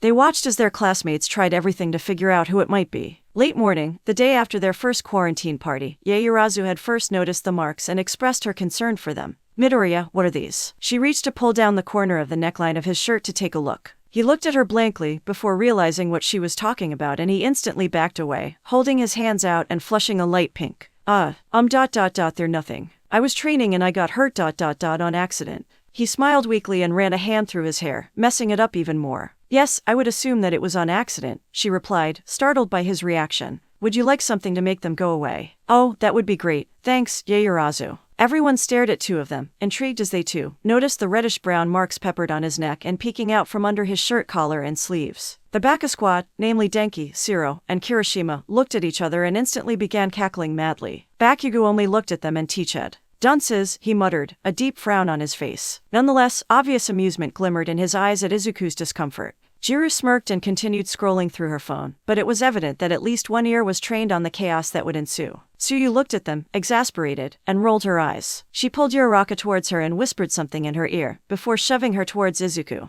Uraraka was giggling madly, and she made her way over to him, wheezing. But instead of comforting him or helping him, she blurted out, "You got laid." Ida looked scandalized as his head whipped around. He zoomed towards them, chopping the air madly. I allowed all of you one glass of alcohol, that too, weak alcohol, and this still happened. Some people can't hold their alcohol very well, Todoroki said, hand to his chin. Midori is very small, I wouldn't be surprised. He's not that short, look at him. Kaminari exclaimed, gesturing to Izuku. He leaped over to him and pinched his blushing cheeks. He's a small ripped. He trailed off, looking for the right noun. Baby. Yeah, he is pretty short. He pinched his cheeks once more for good measure. I'm not that short. Izuku protested, flailing his arms, trying to get Kaminari to let go of his face. Kaminari, you're not that much taller than me. I wasn't even that drunk last night. And Ada, speak for yourself, I saw what you did last night. Everyone stared at Ada now. He crossed his arms and fed. That was simply on a dare. But you, however. He pushed up his glasses and put his palms together. If you weren't drunk, that means that you voluntarily went with whoever it was. He was trying to hold back a small smile at his brilliant logic. Nearly all the people in the room had as their attention shifted back to Izuku, having forgotten what Ada might have done. So then who was it? Sadu asked, his knees up to his chest. His eyes were wide. Dark shadow weaved himself around Izuku's shoulders. Yeah, we want to know. Izuku's hands curled into fists and he looked like a deer caught in headlights. I didn't do anything with anybody. Then why are you limping, monsieur? Aoyama pointed out. Because, yeah, that's odd. I didn't expect you to be so badly injured from it. Shiro mused. Then he gasped, followed by a collective gasp from the rest of them. A guy, they exclaimed. Uraraka looked pleasantly surprised. We didn't know you were gay. Why didn't you tell us? Izuku, no. I don't even know what. He felt a presence from behind him, but his anger was too great to let him register who it was. It's all right, Midoriya, we all support you and care about you. Shoji patted Izuku's shoulder reassuringly. Bakugo kicked his feet up on the table and slouched into his chair. Speak for yourself, Octopus. I don't give a damn about that loser. Kirishima gave his shoulder a light punch. Be nice, Bikubro, he needs all the love he can get. Also, I totally understand whoever did it. Midoriya's adorable. Heck, I'd totally bang him. Sui put a finger on her lip. There are several people who could have done it. I mean, he's pretty on demand for those activities. We aren't even supposed to be engaging in such activities in the dorms, let alone during quarantine. Ida was creating strong air currents with his forearm, holding his glasses in place so that they didn't fall off in his fury. His face was red with rage. Do you suppose there was more than one person with him? Minda wondered aloud, his eyes sparkling. Hagakure slapped him and hissed at him to shut up. Izuku, having had enough, yelled out from in between all the talking, eyes shut and fists clenched. Shut up, all of you. I am not gay, I'm not whatever you think I am, whatever that is. I did nothing last night, I was training. Training your voice, I bet, Jiro muttered. The people around her snickered and Izuku glared at her. She looked at him in feigned innocence, holding her hands up in fake defense. I really was. He stamped his foot like a child, his voice ending in a whine. Why won't you listen to me? Why couldn't we see them during the party then? Hagakure questioned. Yeah, she's got a point, Jiro remarked, rubbing his chin. I don't recall seeing them on you yesterday. Why would any of you be looking at my neck and arms during a party?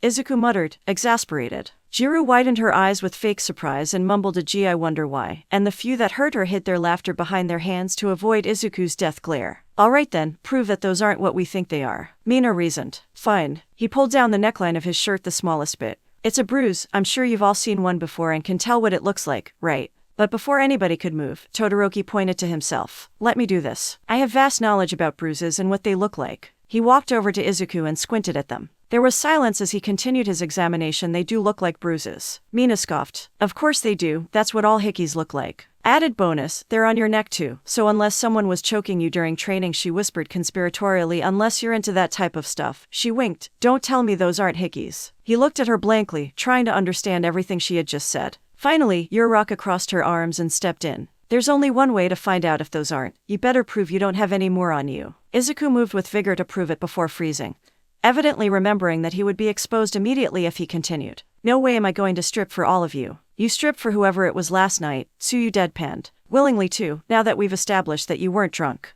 Jiro choked and then burst out laughing. Koda looked at him worriedly before thumping his back. This is different. So you did do something, Yaoyorozu said, shook. Just do it, Deku, it'll end all this fiasco, Uraraka said reassuringly. Why is this such a big deal? We see you in the locker rooms every day. Todoroki said, not realizing that he had fallen under the radar. Izuku looked at him and turned beet red. TCH. You have a lot to say about this, Bakugo. Bakugo flipped him off and teached again. I haven't said a DMN thing this whole time. The two of them began to bicker loudly, but the rest of the conversation still continued. Why won't you just tell us who it is? Koda asked softly, curiously. He had been mostly silent for the whole conversation. That's what we're all trying to find out here. Yeah, I mean you're doing a pretty bad job of hiding the fact that you did do something last night, Denki snickered. Because Izuku looked at all of them and finally confessed, because I don't know who it was. Silence. Even the duo had dropped their argument. Monsieur, now this is truly a scandal, Aoyama announced flamboyantly. Care to explain why you don't know who it is? He was glaring at Izuku disapprovingly, as if he was offended deeply and personally by it. Izuku looked at Ada. Did you really think that we'd listen to your one shot of alcohol rule? No, even if we did, everything was spiked. There's no way any one of us is sober, even you, Ada. He was breathing heavily at his classmates, who were looking down. We may not have been that drunk, but it was enough to make memories hazy. I don't even know for sure who initiated it, but... He broke off into an inaudible mumble and looked away. I can take a guess. Ada looked down a little sadly. Then he broke the silence. No, I suppose you didn't listen to me. Then he looked up and clapped his hands, waking everyone. But no matter. I myself had a lot of fun last night, and I'm sure all of you did too. That's all that matters. He shrugged. Who knows who it was, and who cares anyways? We all did something along those lines yesterday. Izuku looked up at Ada in surprise, but Ada was only smiling. Everyone clear out, do whatever you have to do. Just because it's quarantining doesn't mean you can't go learn something new. Slowly but surely, they began to shuffle out of the room, talking and chatting with each other about school and other things. Jiro, teach me how to use Zoom. Denki called, running after her. A few of them complained about blistering headaches, while others shot Izuku glances and giggled behind their hands. Some even had the audacity to wink at him. He rolled his eyes and ignored them as he sat on the sofa, pouting and trying to calm his rapid heartbeat.